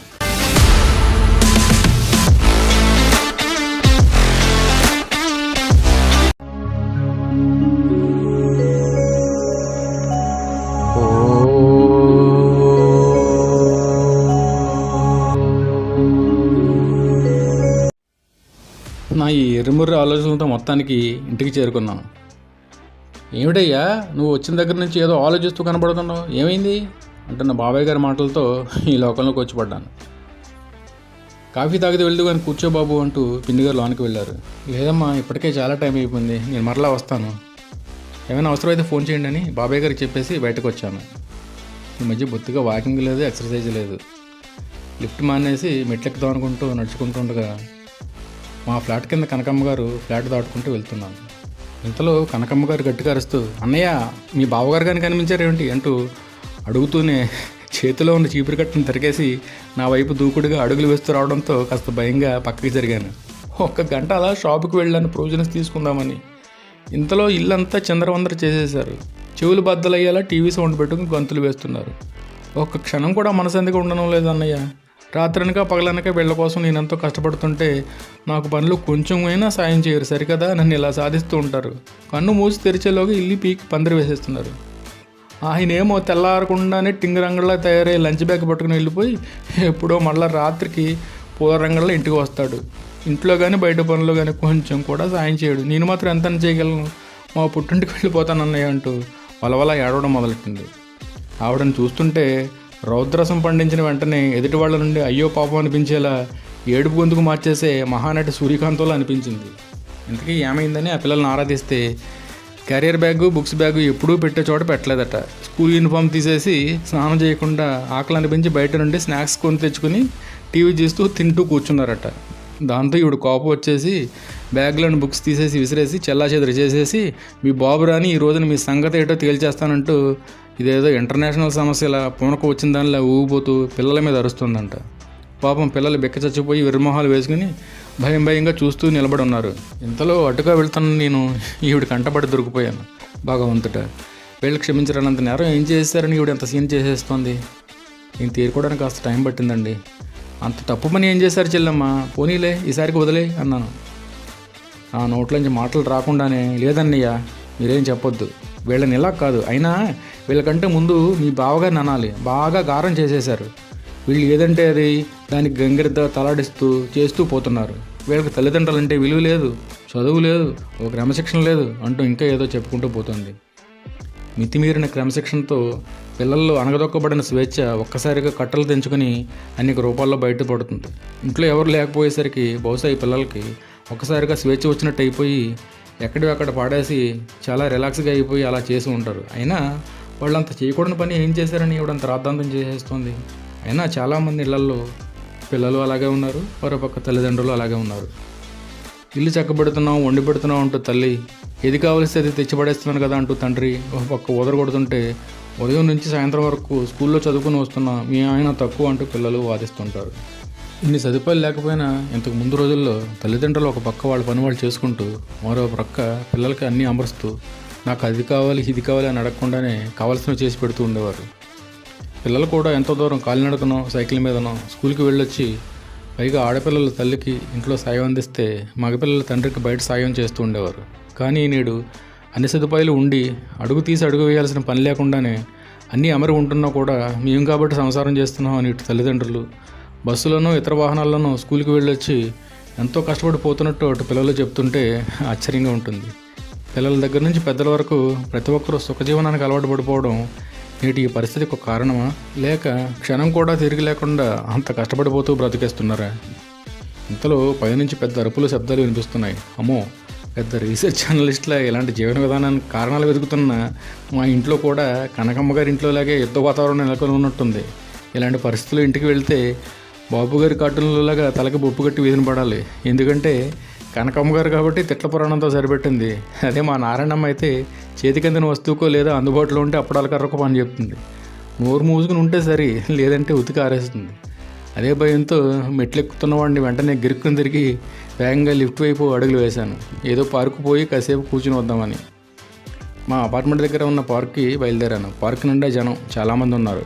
వాళ్ళందరినీ దాటుకుంటూ దూరంగా ఎవరూ లేని చోటికి వెళ్ళి కూర్చోవాలనిపించి అలా అడుగులు వేసుకుంటూ వెళ్తున్న నాకు గుసగుసలు వినిపించాయి. ఎవరో వస్తున్నట్టున్నారు, వేరే చోటికి వెళ్ళిపోదామా? ఇప్పుడు మాటలు వినిపించాయి. ఒక క్షణం ఆగి చూశాను. అబ్బాయిలు అమ్మాయిలు జంటలుగా కూర్చుని ఉన్నారు. ఓహో, పట్టణంలోని ప్రేమికులందరూ ఈ పార్కుని ఆశ్రయించినట్టున్నారు. యువతను తప్పుదోవ పట్టిస్తున్న ప్రధాన సమస్యలు ఈ ప్రేమ ఒకటి. అక్కడ ఒక్క క్షణం కూడా ఉండబుద్ధి కాలేదు. తిరిగి బీచ్ వైపు అడుగులు వేశాను. కాలికి ఏదో మెత్తగా తగిలి ముందుకు పడబోయాగాను. ఏమిటని చూస్తే 4-5 కుర్రాళ్ళు కింద ఇసుకలో పడి ఉన్నారు. వాళ్ళ చేతిలో సిరంజీలు ఉన్నాయి. ఓహో, డ్రగ్స్ కూడా అలవాటు పడిపోయిన యువత ఇలా బరితెగించి తిరుగుతున్నారనమాట. కొంతమంది తల్లిదండ్రులు పిల్లల మీద ఎన్నో ఆశలు పెట్టుకుని చదివిస్తూ కంటికి రెప్పల్లా కాపాడుకుంటుంటే, మరికొంతమంది తల్లిదండ్రులు పిల్లలకు మితిమీరిన స్వేచ్ఛ, అడిగినంత పాకెట్ మనీ ఇచ్చి ఇలా జులాయిలా తయారు చేస్తున్నారు. నెట్ కేఫుల్లో అశ్లీల సైట్లు చూస్తూ, డిస్కోటెక్కుల్లో తైతెక్కలాడుతూ, పబ్బుల్లో మందులు కొడుతూ, రోడ్ల మీద పార్కుల్లో బీచ్ల్లో ప్రేమ అంటూ అమ్మాయిల వెంట పడుతూ, కాలేజీల్లో జూనియర్ స్టూడెంట్స్ని ర్యాగింగ్ చేస్తూ వేధించుకు తింటూ అలా బీపీ పెరిగిపోతుంది. ప్రశాంతంగా కూర్చుందామని ఇక్కడికి వచ్చి ఇలా ఆలోచనలతో నా బుర్రందుకు పాటు చేసుకుంటున్నాను. టీ బడ్డీ దగ్గరికి వెళ్ళి టీ అడిగాను. టీ షాప్ అతను బెరుగ్గా డిస్పోజబుల్ గ్లాసులో టీ పోసి ఇచ్చాడు. ఎందుకంటే అంతకుముందు ఎప్పుడో వాడికి వార్నింగ్ ఇచ్చాను, డిస్పోజబుల్ గ్లాసుల్లో టీ అమ్మకు అని. చాలా సీరియస్గా వాడి కళ్ళలోకి చూశాను. ఏం చేయమంటారు సార్ అంటూ ఏదో కొనుక్కుతున్నాడు. వాడి మాటలు ఏమీ వినాలనిపించలేదు. ఎందుకంటే ఒక పక్క ప్లాస్టిక్ వాడకం తగ్గించాలంటూ polythene covers, plastic glasses, plastic bottles మొదలైనవి పర్యావరణవేత్తలు హెచ్చరికలు చేస్తున్నారు. అలాగే ప్రభుత్వం కూడా చట్టాలు చేస్తుంది. అయినా కూడా ఒక పక్క ప్లాస్టిక్ తయారు చేసే కంపెనీలు పెరిగిపోతుంటే మరోపక్క పాలిథిన్ ఈ ప్లాస్టిక్లకు సరైన ప్రత్యామ్నాయం కల్పించక అందుబాటులో లేక వాటి వాడకం కూడా అలాగే పెరిగిపోతుంది. ప్లాస్టిక్ వాడకం వల్ల జరిగే పరిణామాలు తెలుసు, అయినా వాటినే వాడతారు. తెలియక చేసిన తప్పులను క్షమించవచ్చు, కానీ ఇలా తెలిసి చేసేవాళ్ళని ఏమనాలో. ఇంతలో ఎవరో 4 వ్యక్తులు సముద్ర ఒడ్డున ఆయాసంగా రొప్పుతూ పరుగులు తీస్తూ కనిపించారు. వాళ్ళ వాలకం చూస్తుంటే ఎవరి కోసం వెతుకుతున్నట్టుగా ఉంది. వాళ్ళ వెనక ఎవరో ఆడవాళ్ళ మాటలు కూడా వినబడుతున్నాయి. నువ్వు ఏమైనా అన్నావా? లేదే, నేను ఎప్పుడు ఏమీ అన్నా. ఒకవేళ ఆయన కానీ ఏమైనా అన్నారా? ఎవరో ఏమనలేదు, ఏమైపోయాడో తెలియడం లేదు. వాళ్ళ ఫ్రెండ్స్ కూడా ఫోన్ చేశాం, వాళ్ళు ఎవరో తెలియదని చెప్పారు. ఏమిటో ఏమీ అర్థం కావడం లేదు. కంగారు పడక మహి, ఎక్కడికి వెళ్ళడు చూద్దాం అంటూ వెనుకున్నావిడ ధైర్యం చెప్తోంది. నాకు అంతకు ముందే విన్న 2 కుర్రాళ్ళ సంభాషణ గుర్తొచ్చింది. ఏమోరా, బాగానే చదువుతున్నాను. ఎగ్జామ్స్కి వెళ్ళి క్వశ్చన్ పేపర్ చూసేసరికి టెన్షన్తో అన్నీ మర్చిపోతున్నాను.